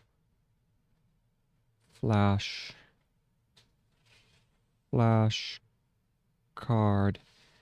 stays isolated. Yes, isolated. Right down here. Isolate. Ed, I think that's what it is. Isolated. Hold on, I just took a look at the camera. It needs to be brightened up just a hair. Starting to get dark. Getting, what was it, 7:30? So, yeah. Where's it? Let's turn up the exposure one level. That's good. All right. Isolated. And let's check out isolated. Check here.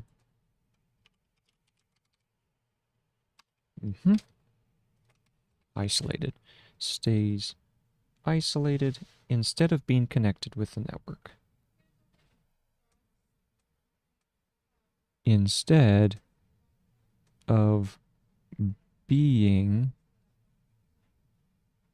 connected with the network of theoretical frames, being connected with the network of theoretical frames. And sometimes I don't understand, like, I don't see why you couldn't have both in the same way. And this is one thing, he's not really going to elaborate on this any further, I don't think. But I don't see any reason why you couldn't use your slipbox method as a flashcard repository as well. If there are some ideas that you just want to review over, then you just pull that set of notes out from your slipbox, review it as a set of flashcards, and then put it back in your slipbox. Seems to make sense to me, but What do I know? What do I know? I'm just copying this in Gregg's shorthand. I'm just copying. All right, so let's go ahead and add another page below this. This is page number, this is how to take smart notes, 12.1 through 5, and this is page 14. Starting to get up there. Okay, so we'll go ahead and move this over here, and he says that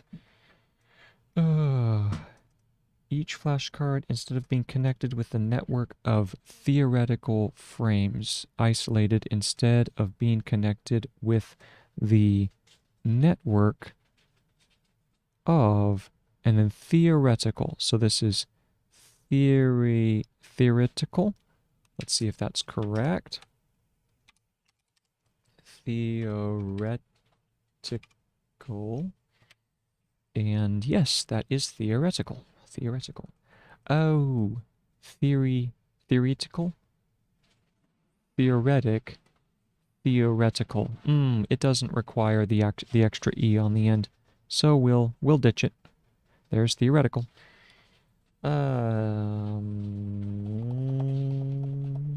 Theoretical frames.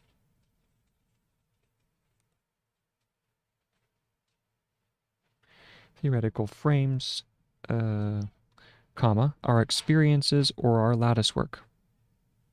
Our experiences or our lattice work of mental models, or our lattice work. So we have lattice work, and I think the A goes on the outside, right?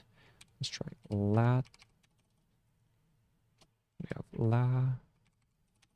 have lattice work.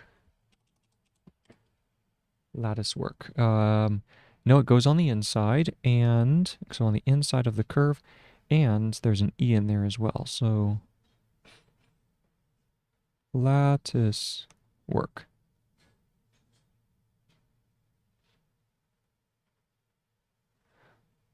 Yep, a little bit more of a curve in the S. So we go lattice work, lattice work of mental models, of mental models, models above. No, mental is just no, that's ment. So mental, yeah, has to have the L. Mental and then models, period. This not only makes it much more difficult to learn, this not only makes it much more difficult to learn,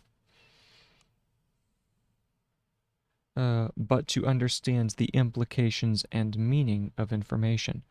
To learn, but to understand, the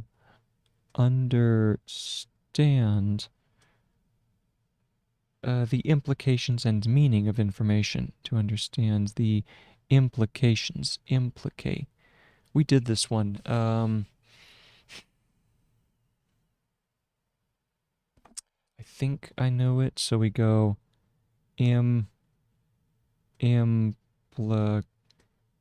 Oh, isn't this the one where we go implicate? Yes, I think that's how it goes. So we go implicate and then shuns. Like that. Let's go ahead and take a look. Implicate. Oh no, so there's no need for the A on the end. That's what it is. Okay, so we're gonna go implications, the implications and meaning of information, and meaning of information. And that one was Bjork. No, that's Konfitur Bienbaum. That's a fun Birnbaum. Birnbaum. I thought it was Beanbaum. That's fun. I thought I was gonna have a bit of a joke about his name, but it's Birnbaum. Birnbaum. So we go Konfitur and burn. Here we go. We curve up and then burn Baum. Ooh, how are we gonna do this? This is burn Baum. Birnbaum. Et al. 2013. Et al. 2013. There we go. A scientific term or concept. There we go. Scientific. So and then isn't tific? Because this is ick.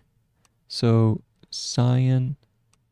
Ooh, is it just ick for scientific? No. Okay, it's the TIFF. It's the TIFF. That's how you do scientific. So scientific. A scientific term or concept. Term or concept only becomes meaningful. Only becomes meaningful within the context of a theory. Within the context of a theory. Otherwise, it would just be a word. Here we go. I found this on the web. Oh, stop, Siri. Go away. Boy, you scared me. Good grief. Oh, man. I'm just sitting over here talking to myself and suddenly a voice pops out. Oh, my goodness. Oh, okay. Back to it. Okay. A scientific term or concept only becomes meaningful with the context of a theory. Within the context of a theory. Otherwise, it would just be a word. Oh, okay. Oh, my heart's better now. Hoi. Otherwise, it would just be a theory. It would just be a theory. No, it would just be a word. It would just be a word. Okay, so that takes care of that paragraph. Let's go ahead and read back. And we'll also drop a highlight marker for the next one. So we jump back up. Just by working with the slip box is what we're looking for. Also looking for 12 point. Yes, so 12 point. Where's just? There it is. There it is. So let's go ahead and get our highlighter and we begin. Just by working with the slip box, we retrieve old ideas and facts on an irregular basis and connect them with other bits of information. Very much how experts recommend we learn. That's according to Bjork, 2011, page 8, and Cornell and Bjork in 2008 as well. Well, that was 2011, Bjork 2011, and then this was Bjork 2008. This is also the idea behind flashcards, but even though flashcards are much more effective than cramming or reviewing information within the context of a textbook, with they also have have a what's this? Downside. They also have a downside. Um, the information on flashcards is neither. Let me check neither. Doesn't the th go differently? Neither. Yes, it does. I thought so. Curves the opposite direction. So let's fix that. Here we go. Is neither elaborated on nor be embedded in some form of context. Each flashcard stays isolated instead of being connected with the network of theoretical frames. Yeah, theoretical frames. Uh, experience experience or our what's that? Experience what? Our experiences. Our experiences. Our frameworks? Oh, our experiences or our experiences, and that should be an R because it's speaking of us. So let's clean this up a little bit. So theoretical frameworks, comma, our experiences or is there a comma there? Nope, it's just or our lattice, and here's our lattice work of mental models. One of his favorite phrases, mental models. This not only makes much more makes it, right? Should be makes it. Yes, we forgot the T. Makes it much more difficult to learn, but to understand the map mal hmm, the implications, to understand the implications and meaning of information, and that was Konfiter Birnbaum et al. In 2013. A scientific term or concept only becomes meaningful within the context of a theory. Um, a theory. Otherwise, it would just be a word. Okay, that's fascinating. So he is right, and I do understand what he's saying. That in the context of true understanding, flashcards are not going to be helpful. Now, they are useful in the context of schooling, but schooling is such a narrow part of your academic endeavors that you don't want to be training. You don't want to be training for the rest of your life using techniques that you learned from school. That's why he says flashcards are not something that you want to be reliant on. Okay, all right, I understand. Once again, it's all about true understanding, especially after you're done with your schooling. Okay? The same is true for everyday situations. The same is true for everyday situations. This is situations, right? Situations.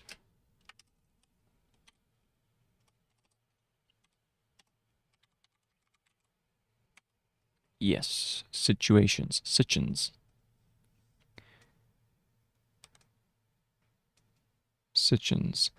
Okay. Our ability to read a situation or to interpret information. So our ability to read a situation, to read a situation, or to interpret information depends on our broader knowledge. On our broader knowledge. This is broader, right? Let's go ahead and check and see if that's correct. Broader is not a word, but broad is. That's broaden. So we need to do broader and also broad to add both of those terms. So here we go. This is broad, as in the Broadway, and then we have another term for broader, as in the broader way. There we go. Added. Moving on, so we have broader knowledge and how we make sense of it. Broader knowledge and how we make sense of it. Good. Period. Science and everyday life. We go science. Is that correct? Let me check science. Science. S-I-N. Grab the whole value. Science. Yes, that is correct. We just need a little bit more of a central vowel in there. Science and everyday life. And undo that. This should be everyday life are in this regard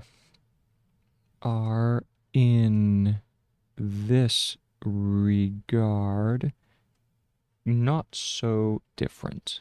Not so different, comma, both are intertwined. And that's colon or semicolon? Semicolon. Semicolon. Both are and intertwined. This is inter and then twined, like that. Intertwined. Let's go ahead and see if that is if that's a word in the dictionary. Intertwine. Intertwine. Yes. Excellent. Excellent. That's exactly what it is. Beautiful. All right. Moving on. Both are intertwined, period. Okay. Science and everyday life. Okay, we already did that. Scientific work is much more pragmatic. Here we go. This is the one where we have scientific work is much more, and then pragmatic. This is, I think we have to go prag, and then we do the circle for matic. Pragmatic and less determined. Let's check pragmatic. Oh, no. Okay, that'd be pragmatic. We need pragmatic, so we have to include a little bit more of the strokes. So we go P-R-A and then G-M, pragmatic. Much more pragmatic and less determined, and less determined. Determined. D-E... Oh, we have term in there, so maybe this is just determined. So if we go end, like so. Let's take a look and see if that is correct. Grab the value, determine. Greggy, why you do this to me? Why you do this to me, Greggy? Why you make my life so easy and hard at the same time? Determined. Emmed. Are you kidding me? Okay. Determined. And less determined by theory than outsiders would expect. It is much more pragmatic and less determined by theory. Than outsiders would expect. Than out. And now outsiders isn't it this one? Outside. And then we would have an right? Let's check that. Ouch. My feet are falling asleep.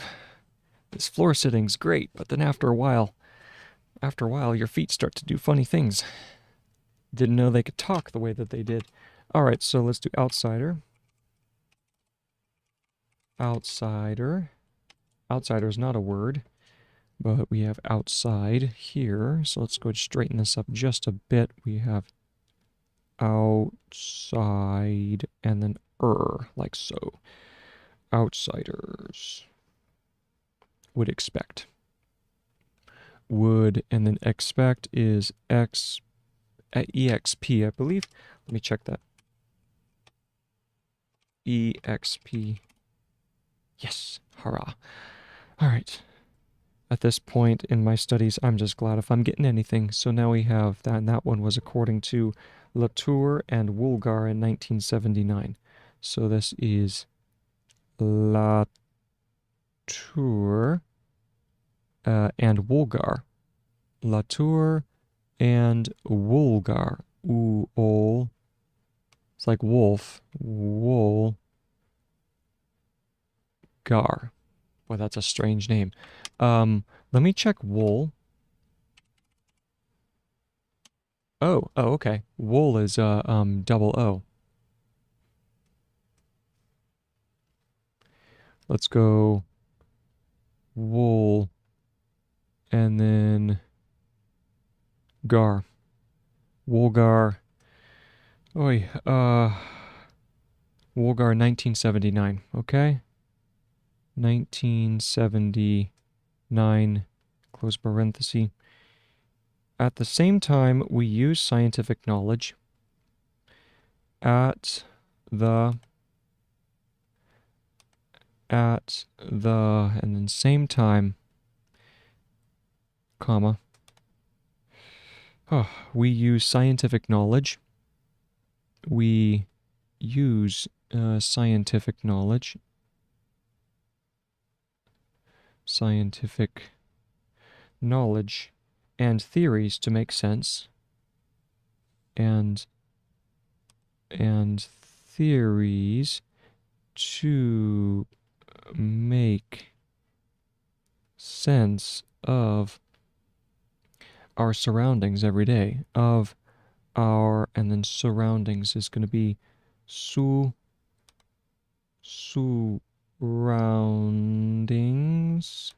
and that curves the other way. Let's see if that's correct. That is surround, and it's surroundings, not surroundings, so we'll fix that. We have surroundings, like so. Good. To make sense of our surroundings every day. Every day. And some theories and theoretical models, every day, period. And some theories and theoretical models, and some theories and theoretical models. Next line over. Theoretical models are surprisingly versatile. Are surprisingly. We'll check surprisingly.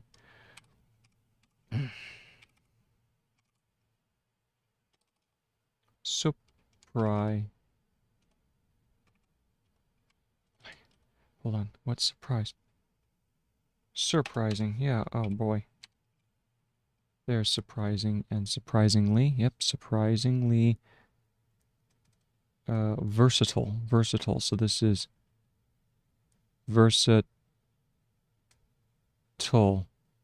Let's see if that's versatile.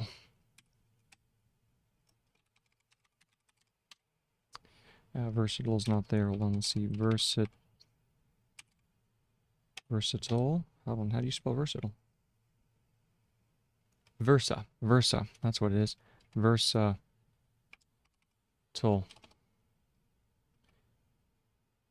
Versatile. There we go. Blah. Okay. And yeah, that is correct. We just have to move the T up just a little higher. So we're going to go versatile, like so. Are surprisingly versatile, comma, which is why it makes sense, comma, which is why it makes sense to assemble a toolbox of useful mental models. And we just did assemble, so we did to assemble, and then check.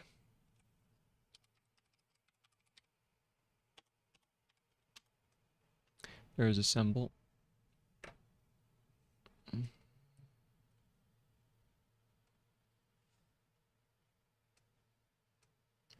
To assemble, and then toolbox. A toolbox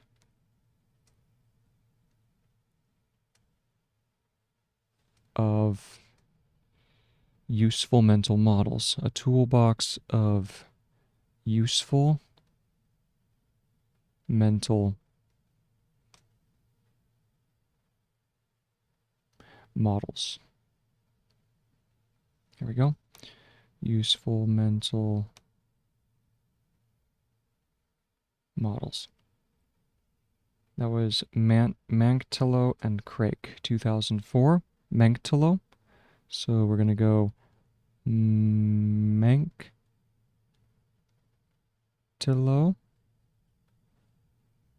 and Craig.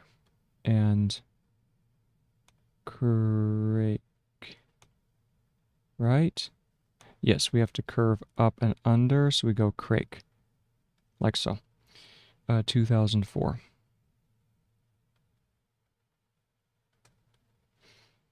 That could help with our daily challenges. Here we go. That could help with our daily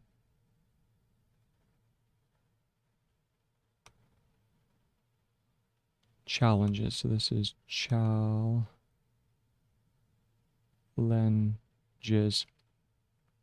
And make sense of the things we learn and encounter. And make sense of the things we encounter. And that's the end of that sentence. Okay.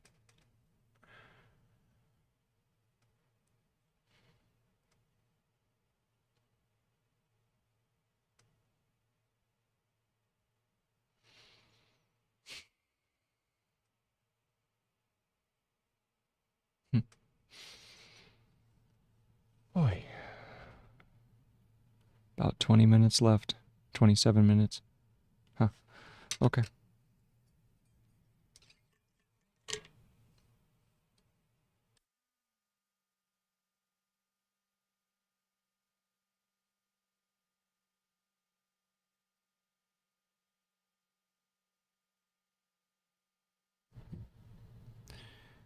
Okay. So we just keep on plugging away.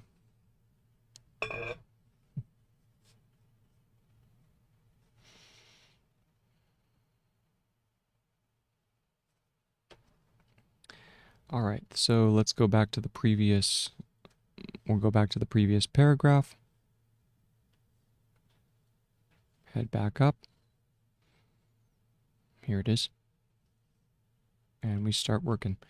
So we have the same is true for everyday situations. Our abilities to read a situation or to interpret information depends on our broader knowledge and how and how we make sense of it. Science and everyday life are, in this regard, not so different. Both are intertwined. Scientific work is much more pragmatic, and less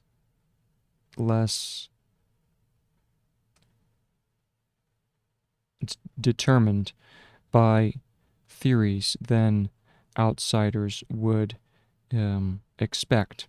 This was according to Latour, and Wolgar, 1979. At the same time, we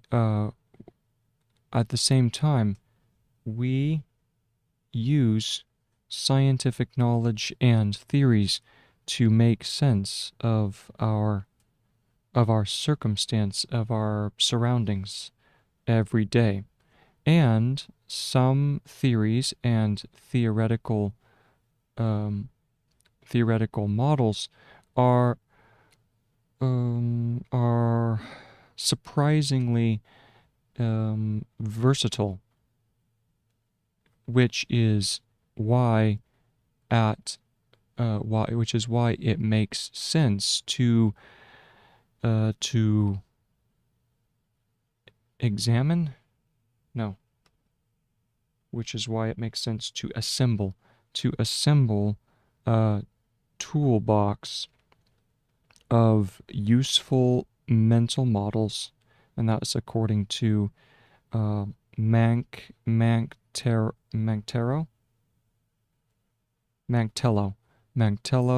and Craig, 2004. That could help with our daily challenges and make sense of the things we encounter. Good. Last paragraph of the page. Charlie Munger. Here we go. Charlie Munger. This is Oh, hold on. This is Charlie. Yeah.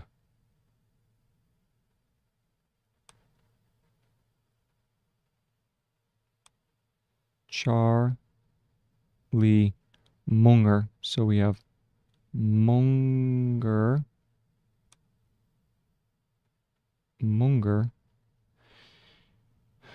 Warren Buffett's partner and vice chairman of Berkshire Hathaway. So we have Charlie Munger, Warren Buffett's partner. This is Warren.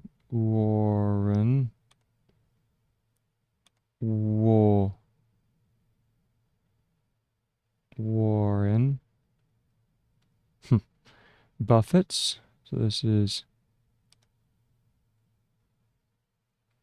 Buffett's partner and vice chairman. So this is partner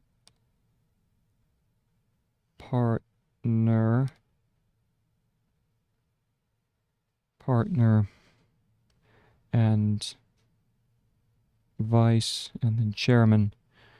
Chairman is chair. Is that correct?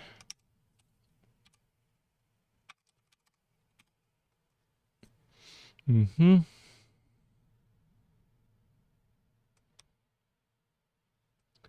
Chairman. Yep. Of Berkshire Hathaway. Of Berkshire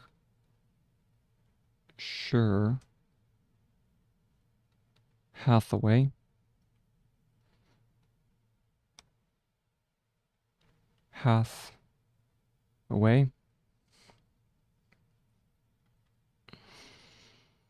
Comma, stresses,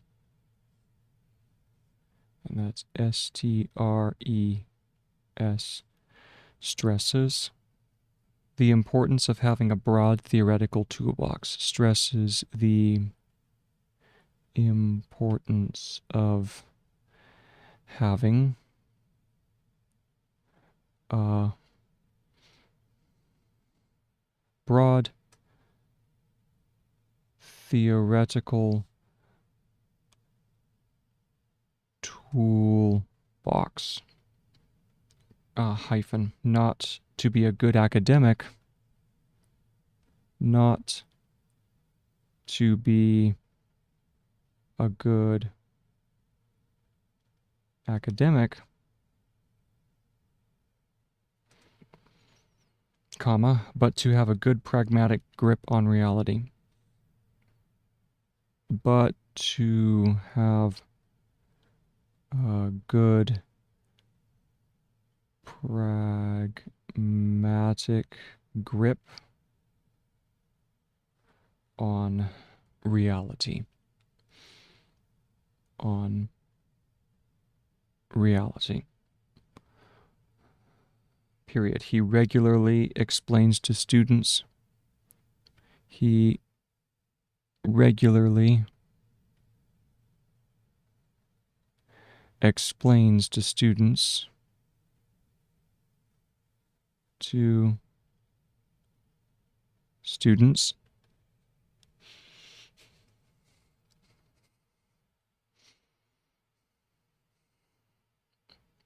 which mental models have proven most useful, which mental models have proven,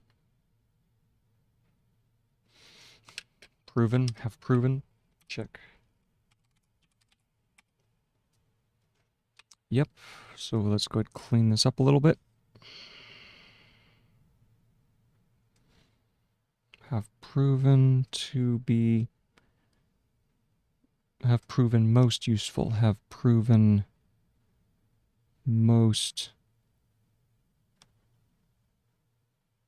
useful to help him understand markets, to help him understand markets and human behavior. And human behavior. I think that is behavior. Check that.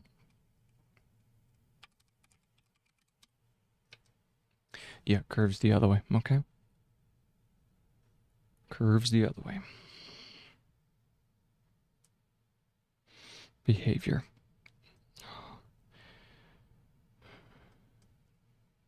Period. He advocates looking out for the most powerful concepts. So he, and then advocates. Advocate. How do you do that? Advocate.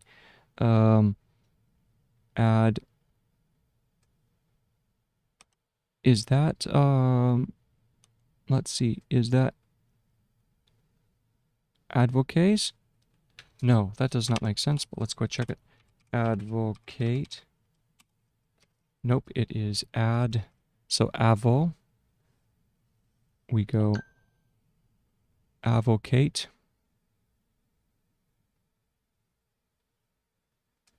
He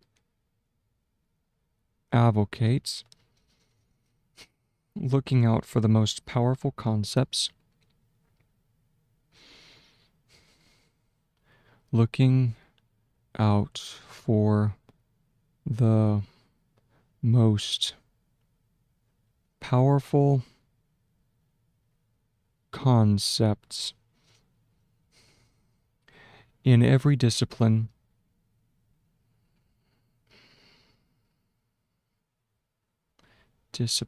Discipline. Oh, what is discipline?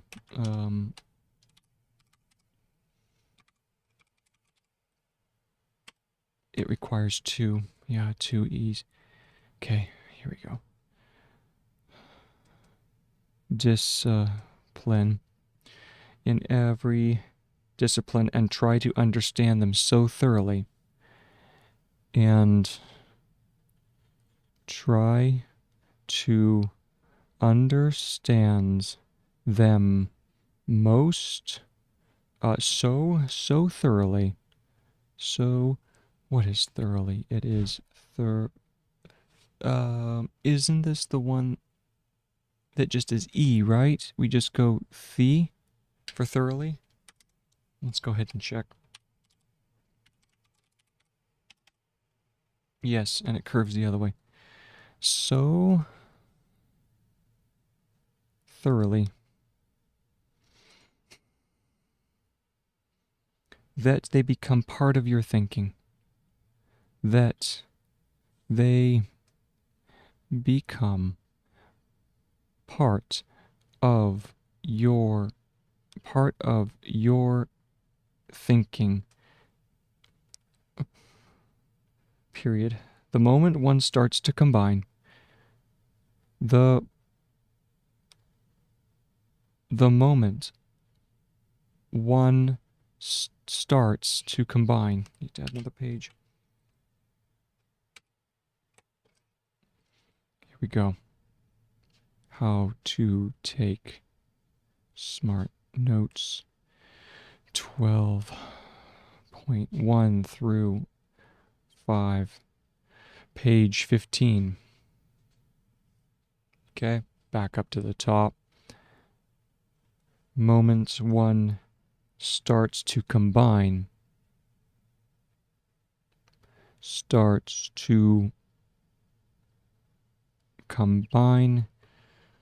these mental models, these mental models, and attach one's experiences. And attach is A-T. What is attach? Attach. A-T-C-H.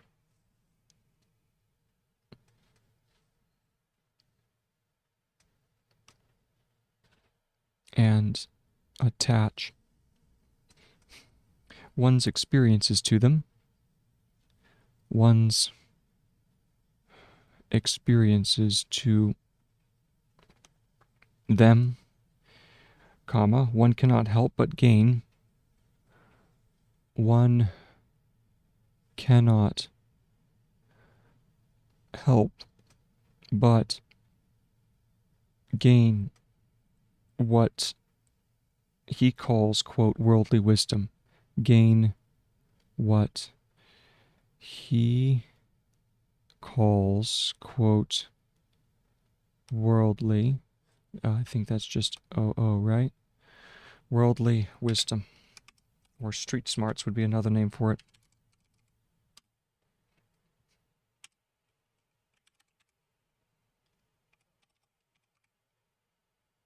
And then worldly is right there, okay? You gain worldly, and then wisdom.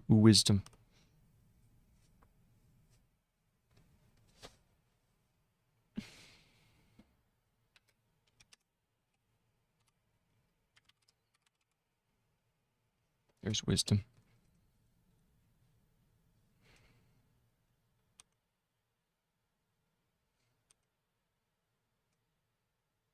Worldly wisdom. Period. The importance is to have not just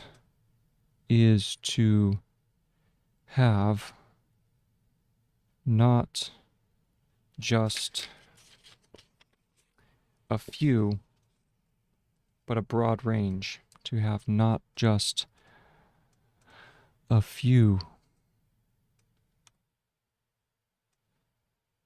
but a broad range.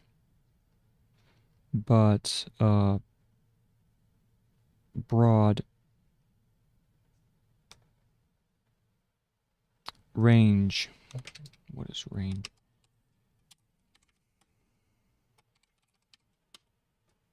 There it is. What a broad range of mental models.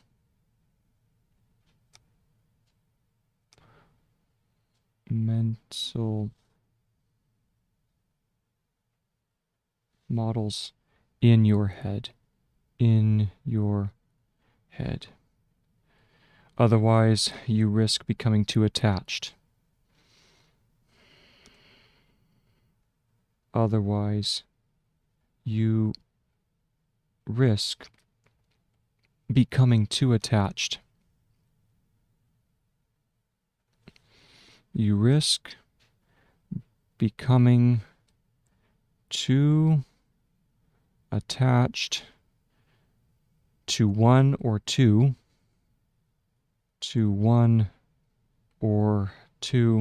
and see only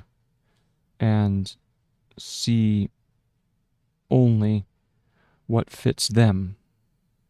What fits them. You would become the proverbial man with a hammer.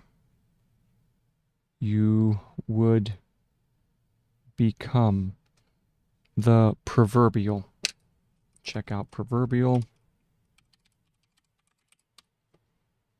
There's proverbial. The proverbial. Move up just a little higher. The proverbial man with a hammer. With a hammer. Who sees nails everywhere. Who sees nails everywhere. Okay. And that's it. That is the end of this particular paragraph. I need to check out everywhere.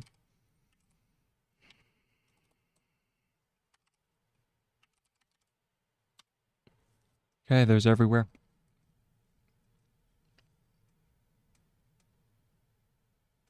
All right. And that is the end of this. Oh, and then Confiture, Maslow, 1966, page 15. That's Maslow's hierarchy of needs. So Confiture, Maslow. Maslow. 1966.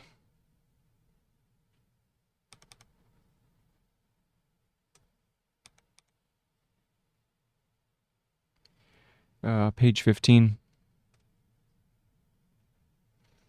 And that is the end of that paragraph. All right, let's go back and let's reread this, and then I'm done for tonight.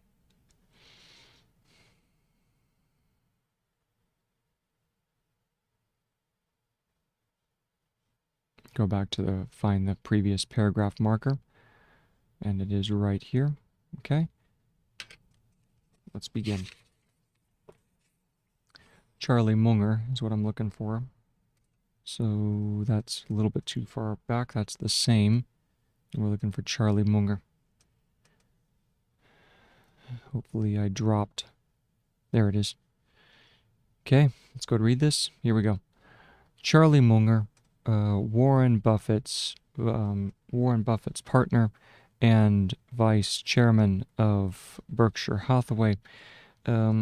Berkshire Hathaway stresses the importance of having a broad theoretical toolbox, not to be an academic, and that's hyphenated for both. Not to be an academic, but to have a good pragmatic grip on. Let me check grip. grip's not in grip's not in there, so I need to add that. So close. So close. All right. Broad, pragmatic grip on, and then reality. Let me check reality. Reality is RE, and then we have the L underneath. So let's go ahead and grab that line right here, fix it up. We have reality. There we go. Continuing. Reality. He regularly, let me make sure that's regularly too. Some of these I was guessing on. Regularly. Yes, that is going to be regularly. He regularly explains to students which mental models have proven most useful to help him understand what was that? To understand markets and human behavior. Let's add a little H here for the aspirate. There we go.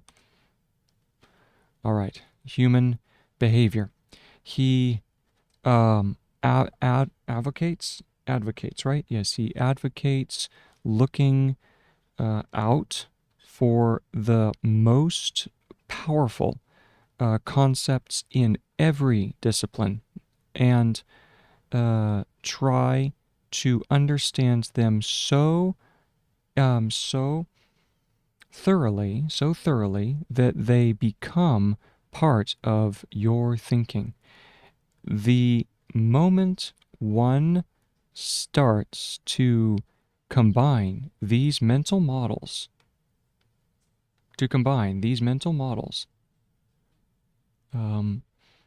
and attach one's